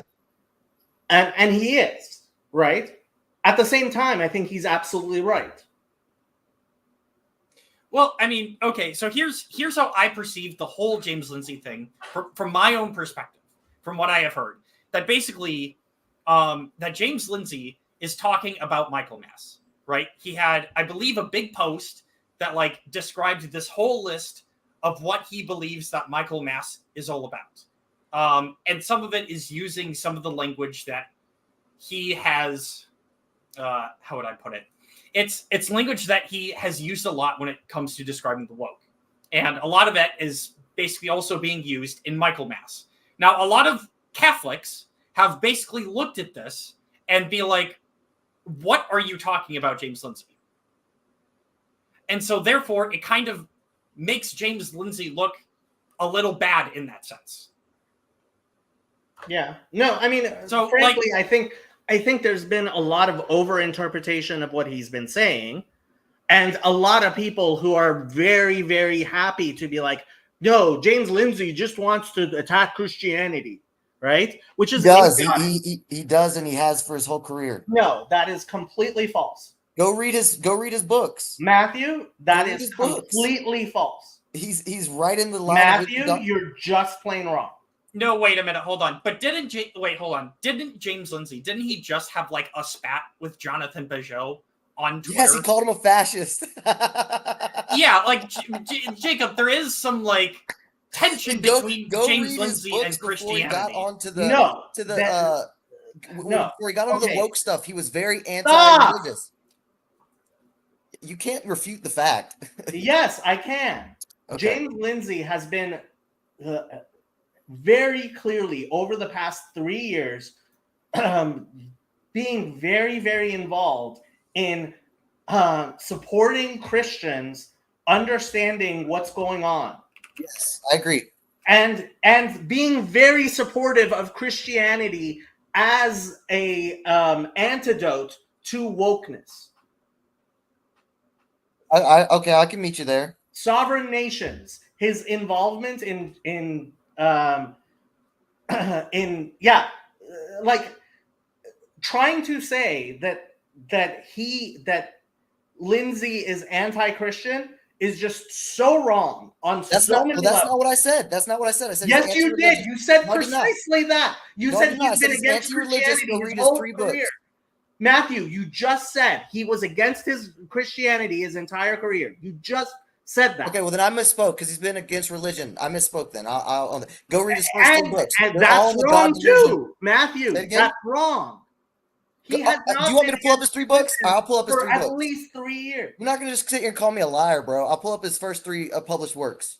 Let's look the Exactly. synopsis of them. His first 3. He's changed his mind. Okay, all right. If you want to say he's changed his mind. Okay. He's been very active in supporting Christianity for the past 3 years. Yes, I agree that he has not been as attacking against religious folk. No, you're wrong. Okay. He has been very, very active with local distance and sovereign nations and other Christians, very much supporting Christianity. So let me kind of put this onto a new turn. So like James Lindsay, like Jacob, if what you're saying like is true, and I don't know, I haven't followed James Lindsay, so it's hard for me to say. Okay. But wouldn't it also be really confusing messaging at the same time if like James Lindsay is someone who it's like, yes, like that supporting Christianity is not a bad thing, but then also like suddenly come out with this like online interpretation that he has of Michaelmas, Okay. raising a lot of Catholics' eyebrows, So- right? Okay. So James Lindsay has a lot of problems with mysticism. He's still a materialist. And this is why he's such a big fan of Protestantism against Orthodox Christianity and against Catholicism. He has been a huge, like, no. We got to be Protestant all the way because he's a fan of modernity and Christian fundamentalism. And one of the things he dislikes is the Kabbalah, and he talks against it. I disagree with him, but I understand where he's coming from. He's not crazy. And he's certainly not anti-Christian. And the fact is that Christians are very, very willing to throw people away at the drop of a hat, especially Protestants.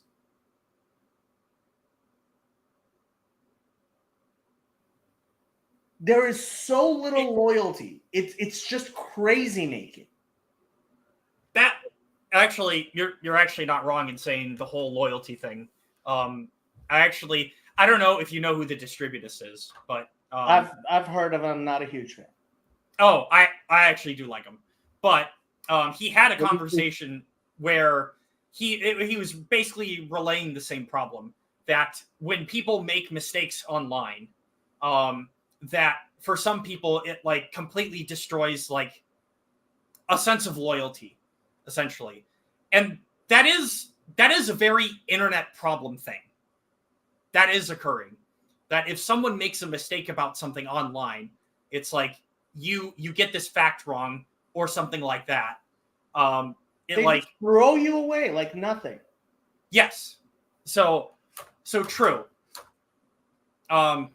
It's anyway. Yeah. I don't know. It's just weird. Like, I don't know. I almost feel like that James Lindsay, like, here's what I would say. Instead of making that post online, I would rather have him like actually talk with someone about it. Yeah, like, but the problem, okay, so James Lindsay is also a human being. Yes, right? And James Lindsay is anything but perfect, like all human beings. And James Lindsay has not built up a network, and he doesn't really know how to function. The guy's a mathematician. This know. has actually been no, seriously. No, I know. That's why whenever I hear James Lindsay, I'm like, he's a mathematician. He's a mathematician. He's James very Lindsay. bad at networking and building.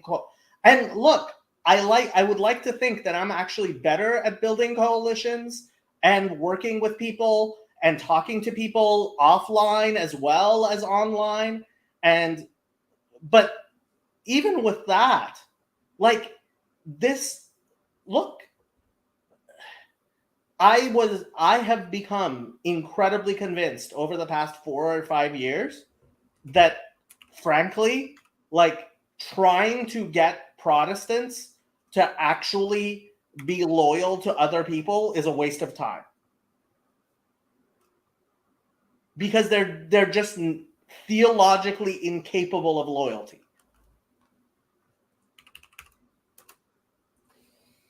Which like is not what I would say of like, obviously, like, I'm coming to your wedding, Garth. I love you, even if Right. you are a Protestant. Like, But at the same time, like, wow. what? Like, That yeah, PBK is a Protestant, and like I've become convinced I can't trust him.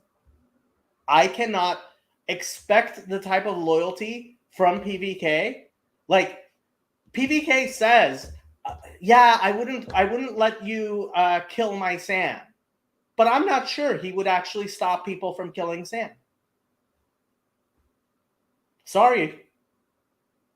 I don't know. That might be a little harsh, but like here's what I think. I think that like in this serious conversation, I don't think it's a Protestant thing. I think it's an internet thing. Hey, again, I didn't hear you. But I'm not like I I didn't hear you, tried Garth. very much to develop relationships that aren't just internet, you know? And I do believe it is Protestant theology, which is kind of like, hey, if you're out, you're out, right? Like, Protestants excommunicate people in their actual living churches in ways that I just don't understand. It would certainly never happen at a synagogue. But Jacob, think about this way. Think about this, right? The internet excommunicates people, and that's everyone. Yeah, but that's because the internet is just very Protestant. And frankly, wokeism is very Protestant. But there is something about Protestants being willing to leave, like, I do believe it is theological. It's like a theological idea of, hey, you don't agree with my creed, right? What is he saying? Oterik ma v'shesh b'cha yistakel min ha-bilkon et yisrafun be'esh. I am not even sure what you're saying.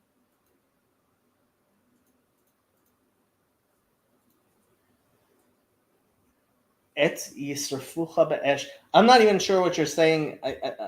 Like even et habal becha yistakel min had balkon. I'm not even sure what you're saying, Yoav. Look, not all Protestants, etc., etc., etc., right? I'll meet you in the middle, Jacob. So, But there is something about Protestant theology which is like, yeah, you're going to hell. Jacob, I want to try and One of meet the you. first things. Okay, so one of the first things, I have a friend I made like 8 years ago on Facebook because I was watching because I knew one of his kids, and she talked about a friend of hers who died, and he's a Protestant minister, and he's like, yeah, it's too bad that he's burning in hell now. It's like, how do you say that? Like, how do you say that about somebody you knew? Like, But I share that same feeling with you, Jacob. And I think a lot of, like, I don't know. yeah, you're right. A lot of people do share that, Yeah. which I think is the natural way. But I have to say, I think Protestantism leads you down that path of being willing to say that person's going to burn in hell. Jacob. But I mean, like, I could also, like, I don't know. I could also, like, interpret that as like a really bad way of saying that I pity you, essentially. Right? It could be, but like, where, like, I don't know any other religion which has a theology which makes people, like, I don't want to give examples. There are definitely other examples that I could give, but like, I don't want to give examples, but it's something that I've seen over and over again, which is in like a Catholic or Eastern Orthodox community or a Jewish community or a Muslim community, right? You have this idea, look, this other person, like, it's not like, I don't know if that person's going, if anybody else is going to hell. Whereas I definitely seen, especially among the crunchy Protestants, like, yep, like, assurance, this is the gospel. You don't know the gospel, you're going to hell. It's a common thing, and what's in line with the frankly, Puritan heritage. Lots and lots of Christians who themselves are Protestant have told me, I see your point.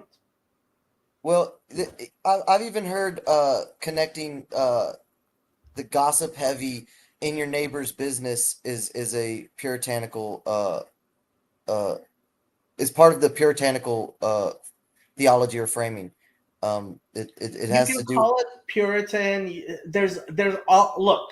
Well, that's if just another name for a certain Protestant sect. if you want to come up with a new name for it, like fine, Puritan is go not right new. ahead. Wait a minute, But, Jacob. but That that's is not helping anything. that is actually what we call it. We call it a purity spiral, Fine, where- call it a purity. where it's like you basically call out other people on what they do, right?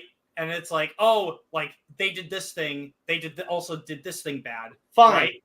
call it Puritanism, and Well, and I was just connecting the but fact that guess what? I only see it in Protestant communities. well, and Puritanism is this Protestant sect, and I was just connecting that with the kind of in your neighbors thing. How you're saying like worried about someone else going to hell. I identify with that a lot. It's the whole pick out the log in your own eye kind of thing. I do want to just. I probably should not do this, but to just touch on James Lindsay one more time. Would you frame it as, because I'm trying to meet you, would you frame it as James is articulating his point on, and in a similar regard as you are, is that it's just a very poor political move and it is not helpful at all to the political goal of MAGA, to lack of a better word? No, he's going beyond that, and okay, in all right, ways well, that I agree with.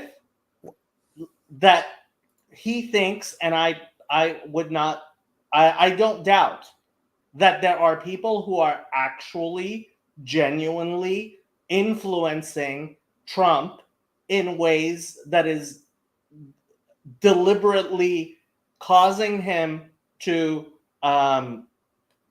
alienate voters. I can digest all of that. I'm good. I'm good with you. Also, Clown just posted a really interesting tweet, actually. Yeah, I see it. But it's also, first of all, it's from 2022.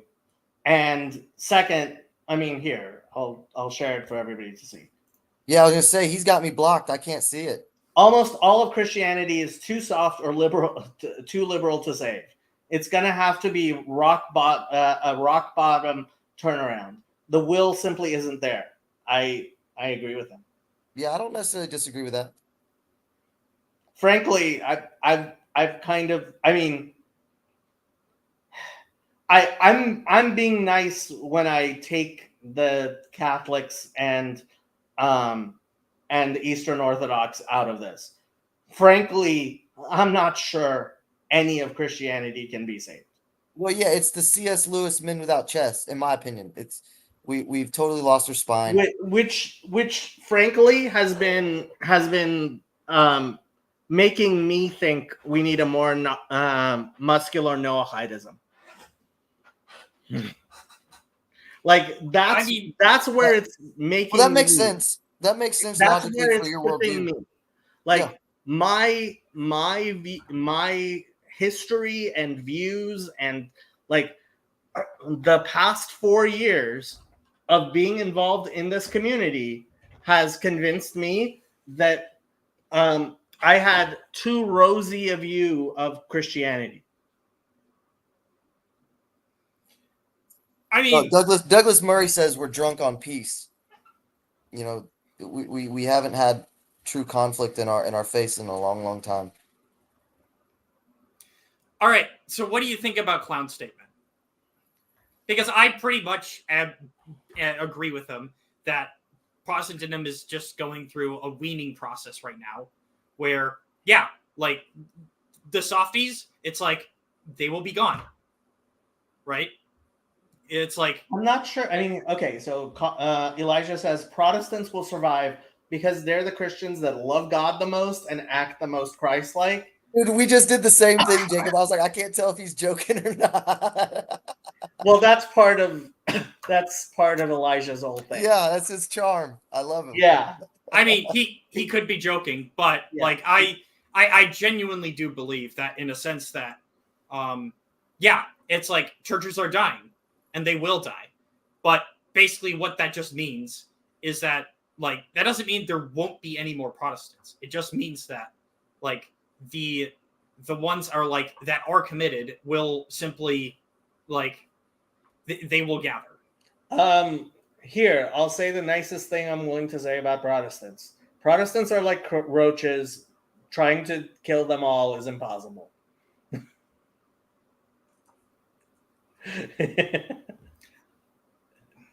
I mean, look, hey, you're like we're saying, it's like the Protestants don't have spines anymore, and it's like, you know what, the ones with spines will still be here, I suppose, I guess. So we'll see. Don says the only way that works is if Noachides have some place to go every week. There's no place and no community.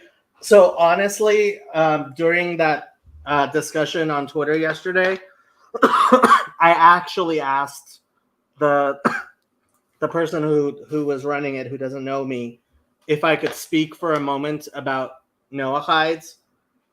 Jewish synagogues need to start welcoming Noachides into our synagogues. We have to. We have to recognize people who are Noachides, and we have to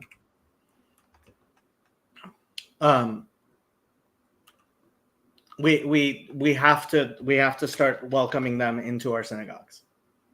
That is where I am at. It is no longer acceptable for the Jewish community not to be interested in supporting the Noachide community.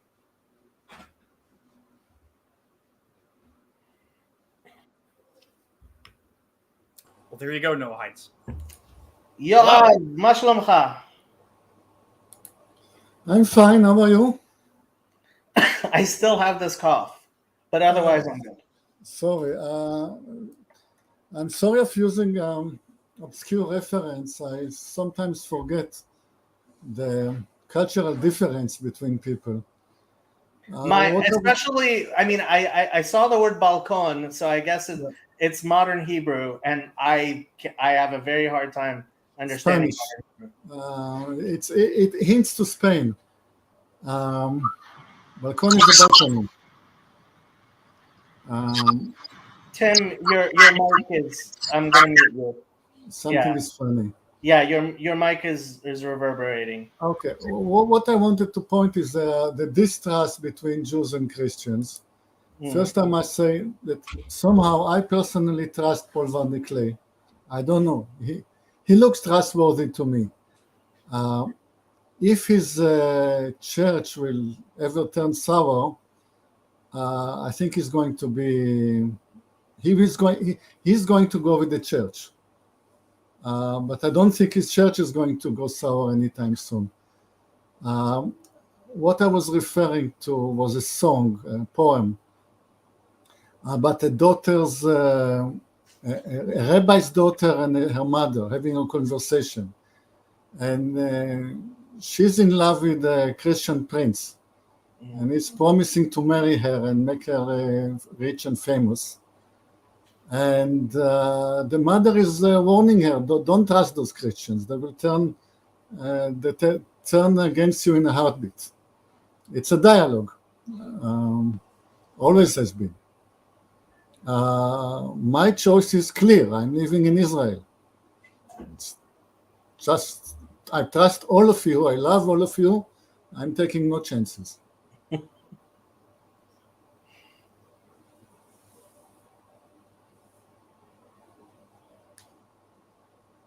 Tim, you wanted to say something. Oh, We can't hear you.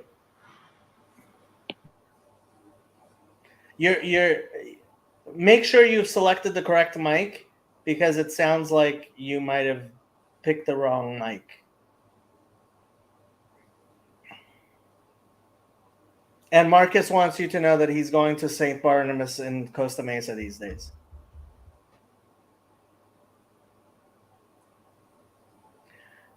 Yeah, honestly, like for me, frankly, if it wasn't a question of my family, I've considered making Aliyah, despite all my love for the Zionist entity. But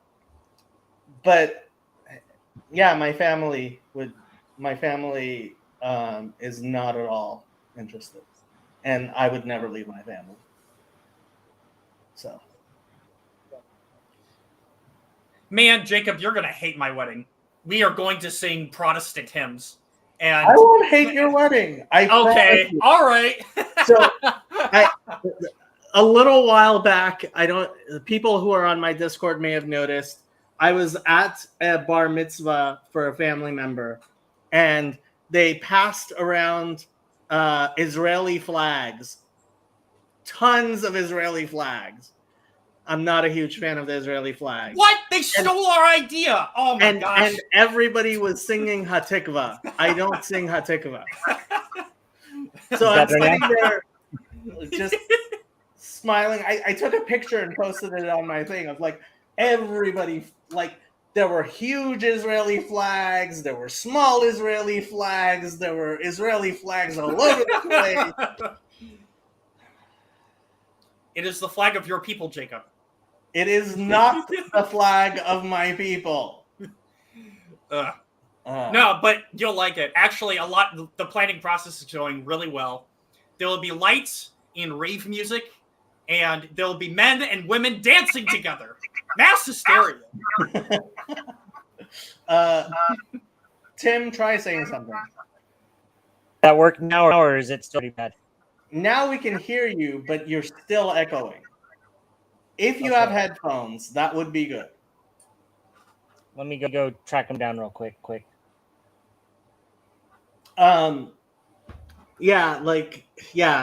You've heard the joke. Yoav might find this joke interesting. Most people, unless you know Orthodox Judaism, this joke isn't so funny. But if you know Orthodox Jews, this joke is at least a little bit funny. You know what the problem with premarital sex is, right? It could lead to mixed dancing. That's right. I like that one. That's funny. Yeah. It's a comment. It's a joke in the modern Orthodox community. Yeah. Wait a minute. Didn't Paul Vanderklay say that that's also like a Reformed joke too, or is it both? Or premarital sex could lead to mixed dancing.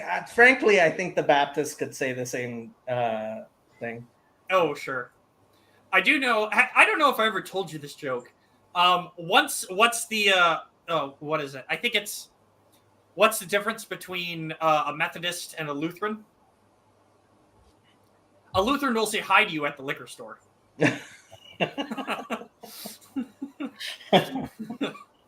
So it's either Methodist or Baptist, one of those two. Yeah, I think I've heard it was Baptist. It's the Baptists who don't drink. Okay, that's right.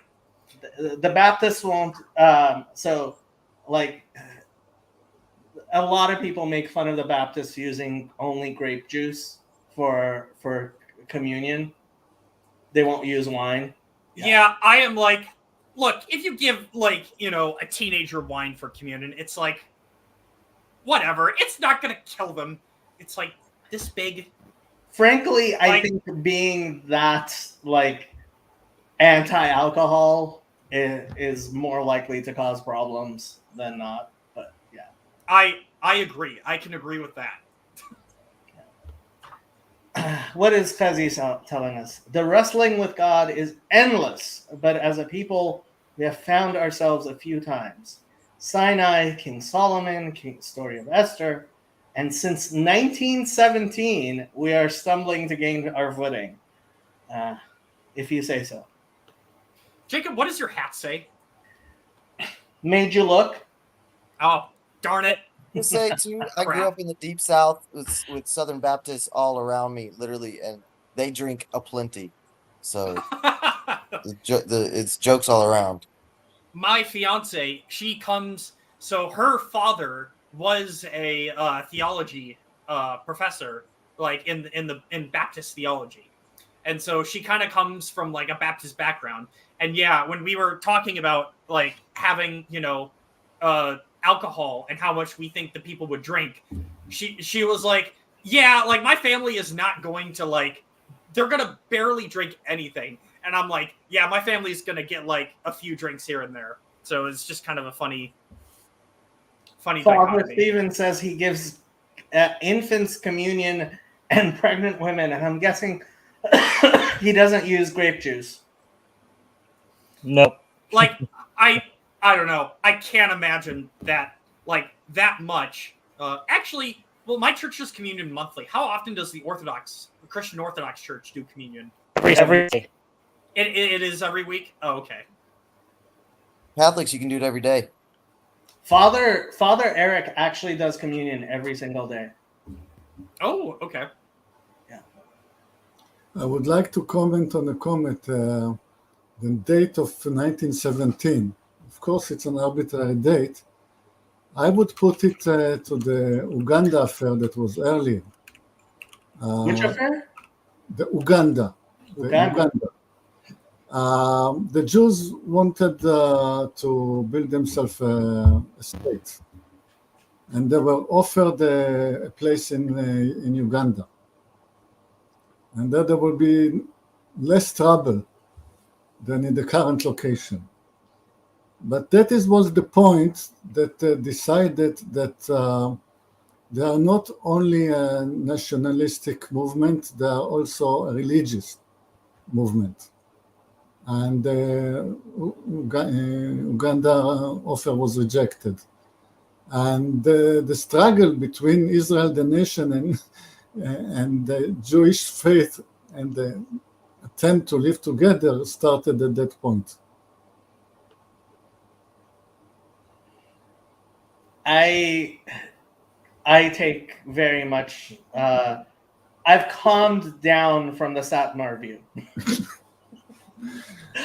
I think I've told you about this, Yoav. When I was in Israel, I read Perfidy by Ben Hecht. For many years, I could not call Lod Airport by that man's name. And when I came to the United States, I very deliberately, I would not pray in a synagogue that had an Israeli flag. That was part of the reason I went to Chabad. I eventually calmed down where I'm not as so a rabbi I had grew up in the court of the Satmar Rebbe. He actually knew the Satmar Rebbe, right?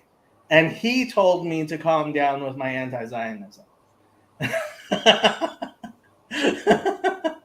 I just finished a book about the war of 1948, which I was interested in because the question as to my name arose in one of the discussion groups, and that book contained an answer. So I returned to the subject of the war of 48, and I discovered that the people fighting there were actually human beings. I mean, those are fighters that were giving their life gladly for their country and for their comrades, and yet they would steal from each other's bags when the opportunity arose. Right. So this is an important point you make about human beings. So when I was in Israel, I was 21, 22 years old, and 22, maybe 23, 22. And I had been a proud Zionist. I used to go to AIPAC meetings, right? And I thought of the state of Israel as a miracle, and it was for me a huge part of my religion. And when I read Perfidy and I found out about Mishpat Kastner and what had gone on there,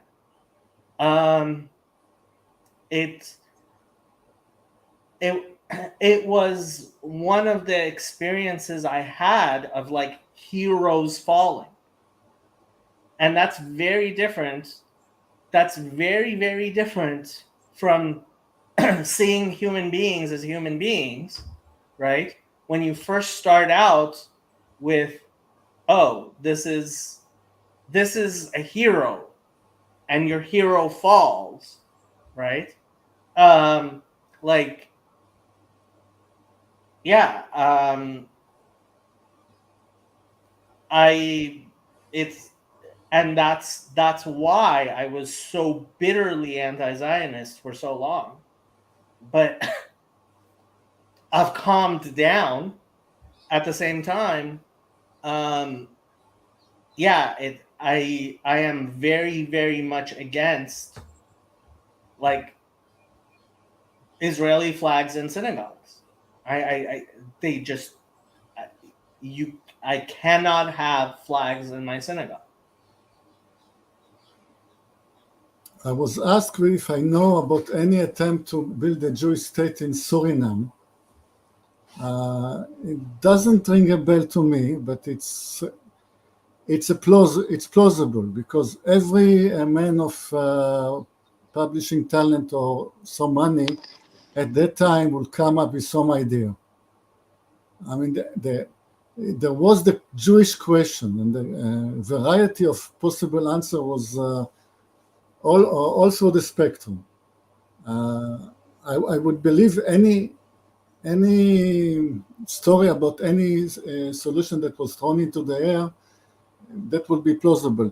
None was as serious none was discussed as seriously as Uganda. Well, the Jewish Autonomous Oblast in Russia is still a thing. Yes, it is. And numerically, I think if you had a vote among the Jews, let's say 1925, I think the majority went with the Bund. And the main idea with the Bund is, yes, we can live with the Christians. They are nice people. We believe in the same socialist values. We all aspire to erect the socialist paradise. Then why not in Poland? What's the difference between the socialist paradise in Poland and the socialist paradise in Israel? So that was the majority. And there were the crazy people, the people that just left home and started working. So the way I explain my position, I tweeted this out a little while ago. If by Zionism you mean attaching religious significance to the state of Israel, I'm an anti-Zionist. If by Zionism you mean placing the state of Israel in a favored position, I'm a non-Zionist. And if by Zionist you mean Jew, I'm a Zionist. I don't have any more fidelity towards the state of Israel than I do to the state of New York. The state of New York also has a lot of Jews in it, and the Jews are my people. And as I understand it, the state of New York has done more to help Jews over the years than I believe the state of Israel has done.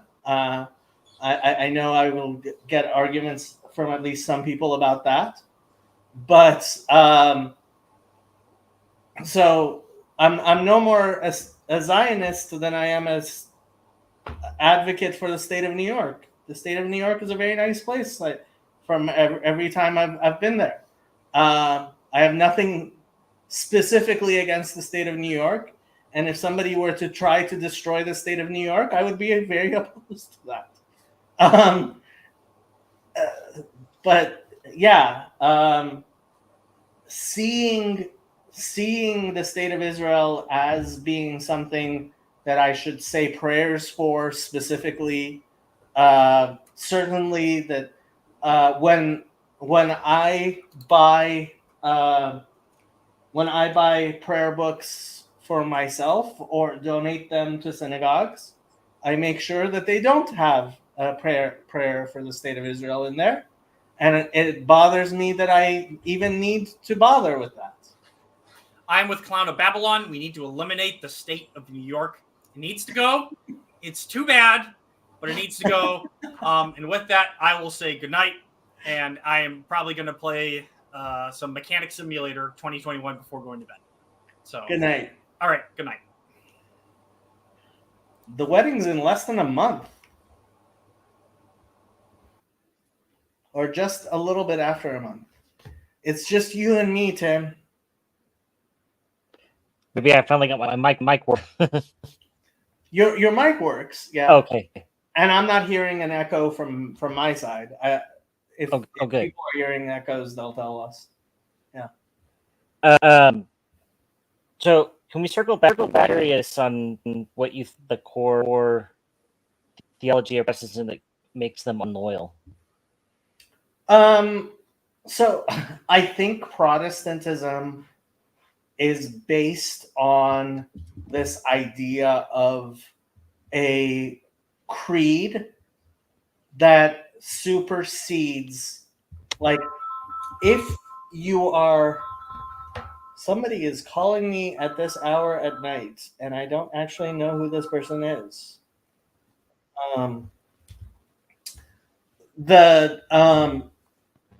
Hopefully they will leave a message. What was I saying? I think there is a theological commitment to,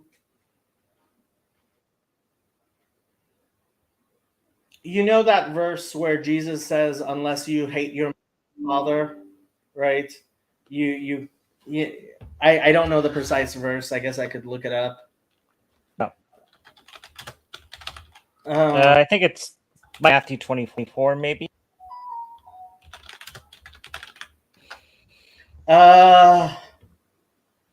Luke 14:26. If any man come to me and hate not his father and mother and wife and children and brethren and sisters, yea, and his own life also, he cannot be my disciple.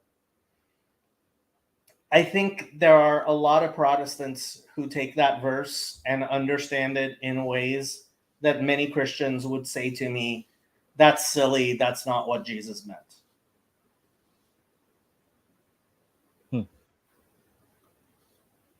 Possibly. I was thinking, I wonder if it's also related to sort of the distorted view of how they define faith.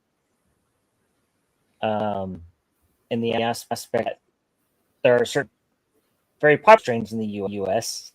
That you can have this view of the the once saved, always saved. So it's like they see faith almost like as an intellectual assent as opposed to being faithful. The person who called me left a message. I will be right back. Right. You can talk. All right.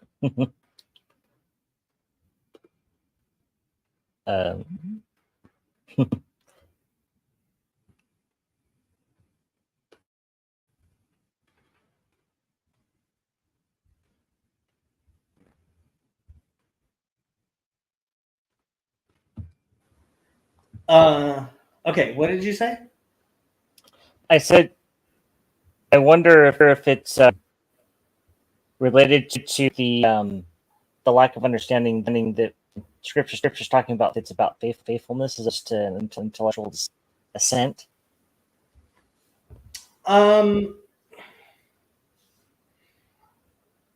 Look, I don't have a verse like that in my Bible. I don't have to make sense of it. Okay. Christians do have that verse in their Bible, and they do have to make sense of it. And while I will grant you that it's possible for a Christian to make sense of it in ways that don't mean, if someone doesn't, that I don't have a special relationship and requirement to take care of my own family over and above anybody and everybody else, regardless of what that person may believe, what church they may be a part of, what their relationship with God will be. So one of the jokes I make with my nephews is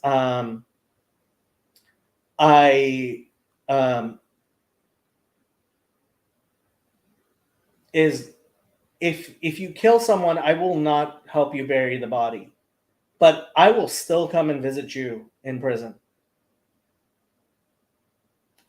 because they're my nephews.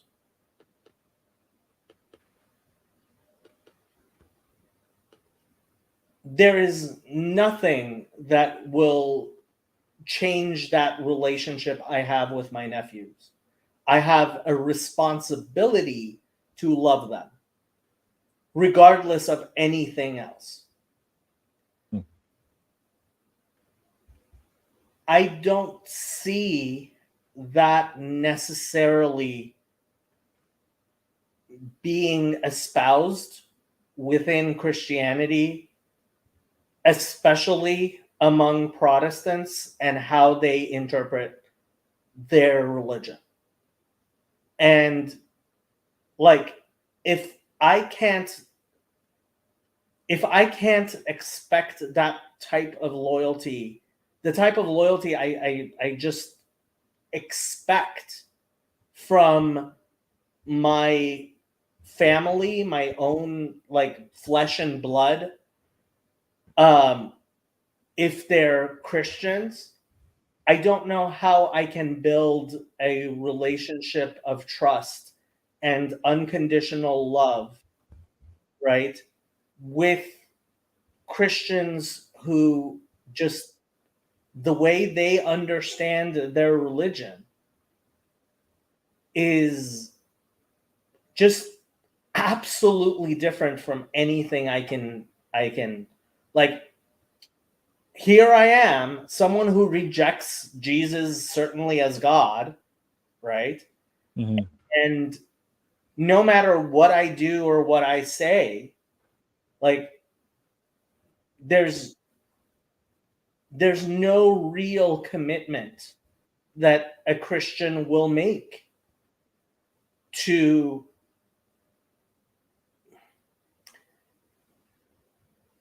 I would hope that if the laws changed and Sam was about to be put to death for not believing in the Trinity, that Paul Vanderklay would take that as serious cause for rebellion against the state. I'm not even sure Paul would say that he believes that's serious. Like, let's say Sam was looking at a death sentence. Who's some? Sam Tiedemann is our local Unitarian here in this little corner, and somebody I consider a friend. And if a law were to be passed making being a Unitarian a capital offense, that for me would be cause for taking up arms in defense of Sam. Now, I would like to say that, like, that's not just because, frankly, I would take up arms against such a law even if it wasn't Sam. But, like, Sam's a friend of mine. I know Sam. I've had a beer with Sam.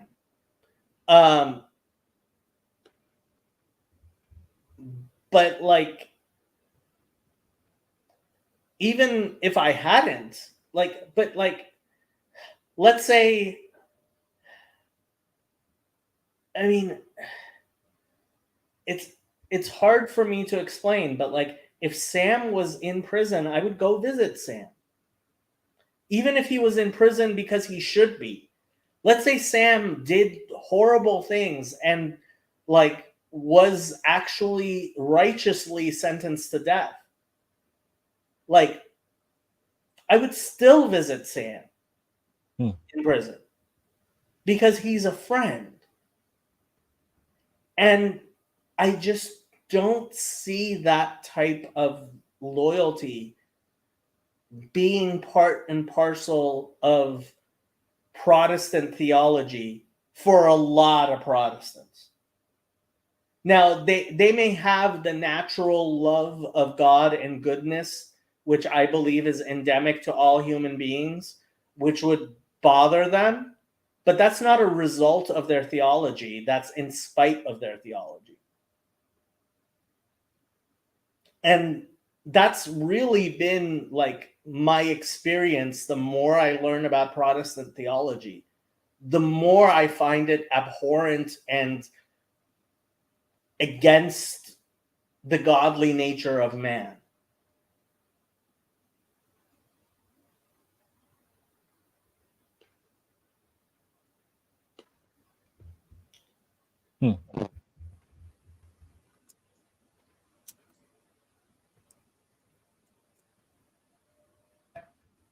Yeah, still try to.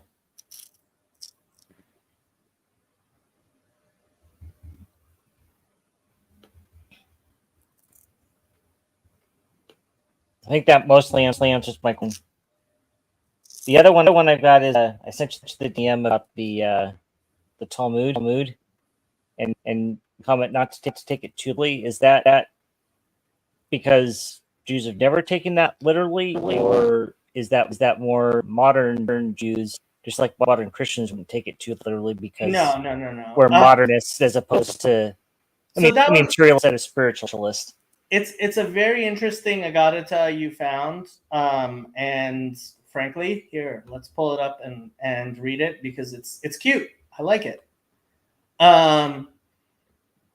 So it's talking about this is Ta'anit 29a, and it's we'll start from paragraph 16.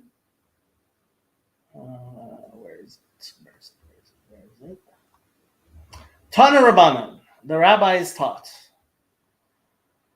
When the temple was destroyed for the first time, many groups of young priests gathered together with the temple keys in their hands, and they ascended to the roof of the sanctuary and said before God, Ribono shel olam, Master of the universe, since we did not merit to be faithful treasurers and the temple is being destroyed, let the temple keys be handed to you. And they threw them upward, and a kind of palm of a hand emerged and received the keys from them. And the young priests jumped from the roof and fell into the fire of the burning temple. And the prophet Isaiah lamented over them, the burden of the valley of vision. What ails you now that you have all gone up to the roofs? You that were full of uproar, a tumultuous city, a joyous town, your slain are not slain with the sword, nor dead in battle. This is referring to the young priests who died by throwing themselves off the roofs into the fire. And even with regard to the Holy One, blessed be he, it is stated, for it is a day of trouble and a day of trampling and of confusion for the Lord of hosts in the valley of vision, shouting over walls and a cry of the mountain. This verse indicates that even God shouts over the destruction of the temple. Now, this is, it's a beautiful bit of Agadata, but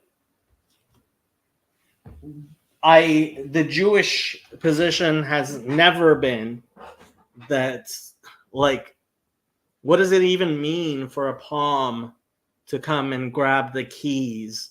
Like, this is Agadata. This is it's not meant to be taken literally. I don't think. Are there people who may have take it literally? I would almost say that's blasphemous. Is that a certain technical term within Judaism? Agadata? Yeah. Agadata.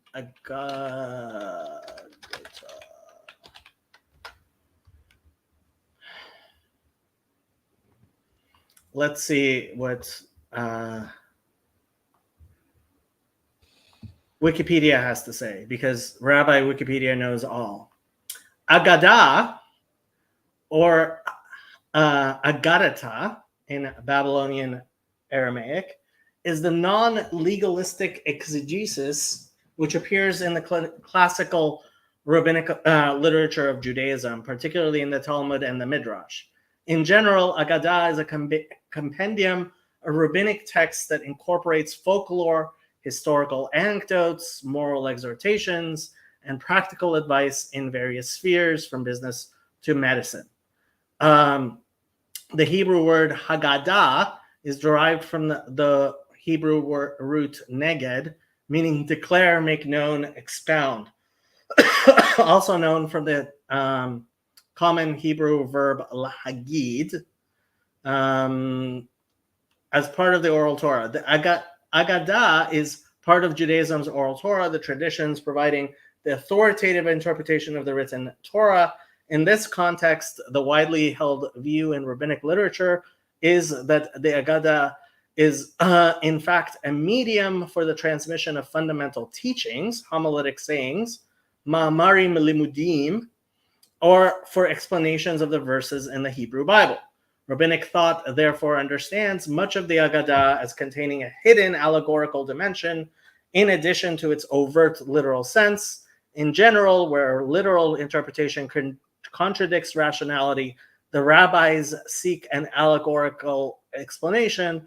We are told to use our common sense to decide whether an Agadah is to be taken literally or not. The Ramchal, Rabbi Moshe Chaim Luzzatto, discusses the two-tiered literal allegorical mode of transmission of the Agadah in his discourse on the Haggadot. He explains that the oral law, in fact, comprises two components: the legal component, Chelek HaMitzvot, discussing the mitzvah and halacha, and the secret component, Chelek HaSodot, discussing the deeper teachings. The Agadah, along with the Kabbalah, falls under the latter. The rabbis of the Mishneh era believed that it would be dangerous to record the deeper teachings in an explicit Mishnah-like medium. Rather, they would be conveyed in a concealed mode and via paradoxes. Due to their value, these teachings should not become accessible to those of bad character, and due to their depth, they should not be made available to those not schooled in the way of analysis. Yeah, so yeah, it's basically given, like, the idea that God has a hand is itself kind of heretical to Judaism.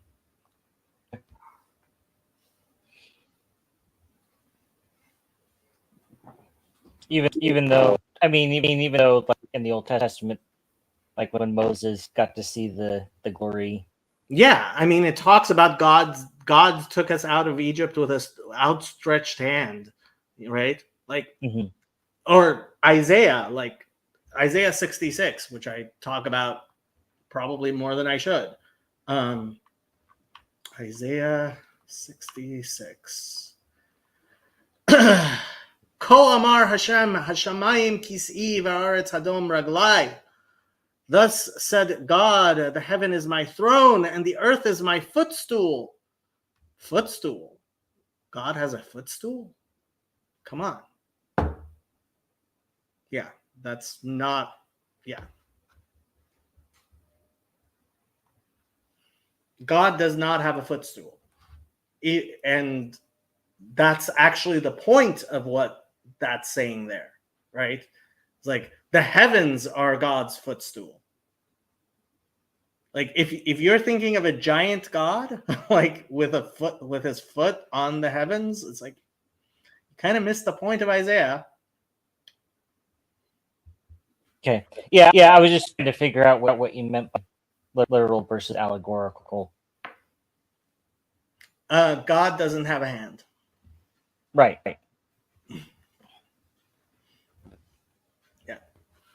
And I don't think there were actual keys to the temple anyway. I'm not aware they had any locks anywhere. Yeah. So what do you think the hidden meaning of that passage then that it was trying to It means people realized that that it was beyond them, that this was something in the hands of God, and they had to give up their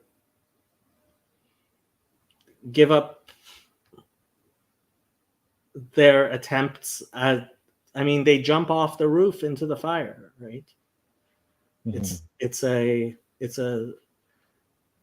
in a sense a martyrdom. And that's what you do when you return the keys to God. I see. Okay. I mean, that's the best as I understand it. Colonimus Eliezer says, Jacob Federecci, to be fair, I think this problem is one of the reasons Rambam wrote the Moreh. I disagree, although I've never actually read the Moreh. And I have to say, the Rebbe's interpretation of the Moreh is very different from much of what I...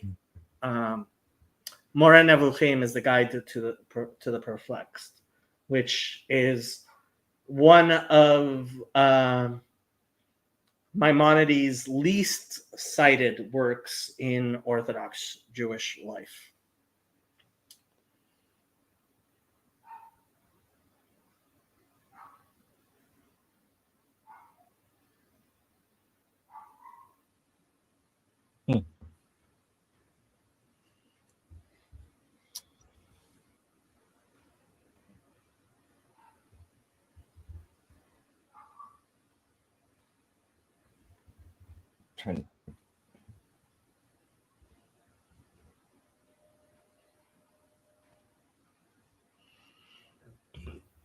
Well, I mean, it's not just the Moreh which deals with the anthropomorphisms. Ultimately, usually, where I refer people to is chapter 12 of Laws of Kings and Wars in the Mishneh Torah.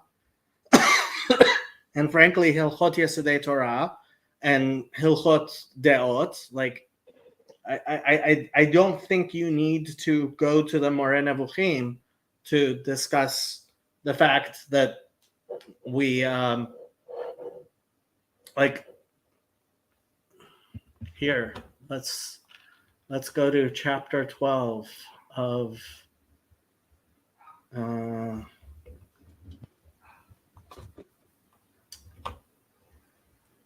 Halacha, Mishneh Torah, Laws of Kings and Wars, chapter 12.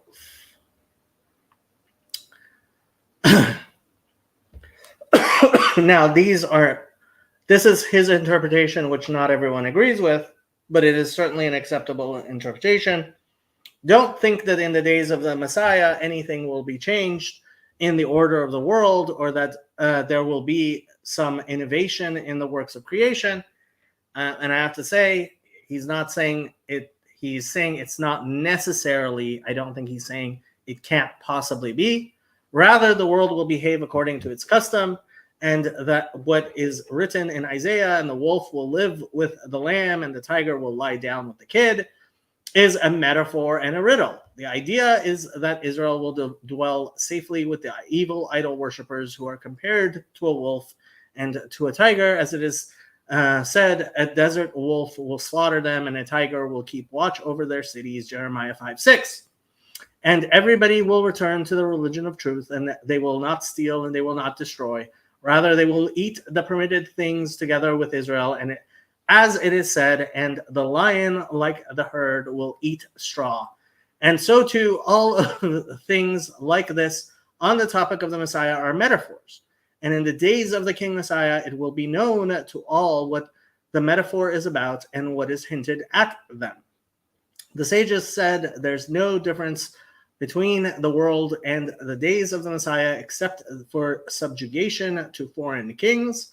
It seems from the simple meaning of the words of the prophets that in the beginning of the days of the Messiah, there will be a war between Gog and Magog, and that before the war between Gog and Magog, a prophet will arise to straighten Israel out and to prepare their hearts, as it is written, "Behold, I am sending to you Elijah." And he is not come to make the pure impure. All of these things and things like them, people won't really know how it will be until it happens, because these things are not explicit in the prophet's words, and the sages also don't have a received tradition about these things, just an interpretation of the verses. Therefore, they argue about these things. And in any case, there's no order to these things happening, and the details of them is not necessary to the religion. And a person should never study the tales, and that's actually the word is agadot, or spend a long time on the midrash told about these issues and things like them, and they shouldn't be made to be essential, since they bring about neither awe nor love. Yeah, this is in the Mishnah Torah. This is, yeah. So a primary text of halacha, of Jewish law.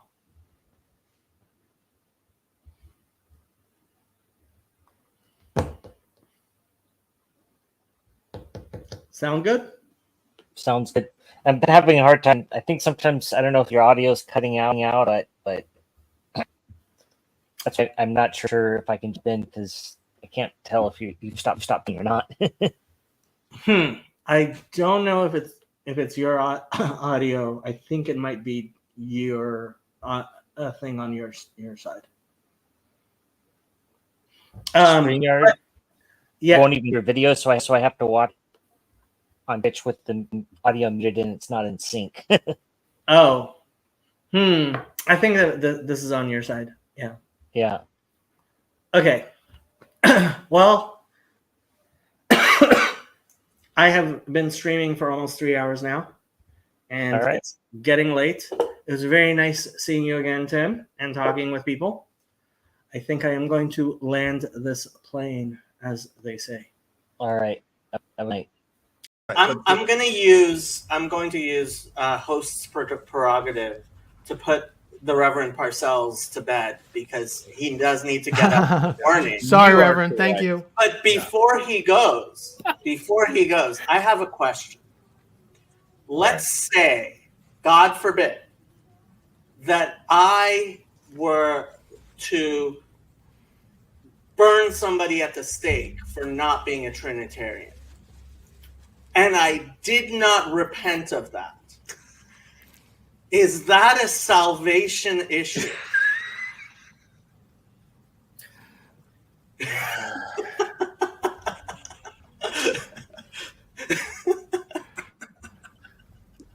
Sometimes Jacob takes that devil's advocate thing too Isn't far. there a proverb that says something like, "Don't answer a fool according to his folly"? But there's a proverb that says, "Answer a fool according to his folly." There is. Exactly right. I'm going to leave it to you guys to determine, which of those was applicable in this situation as I go. So, but anyhow, good. Thank you, Reverend. Good to Thank chat you. with you all. Thank you. Good night. The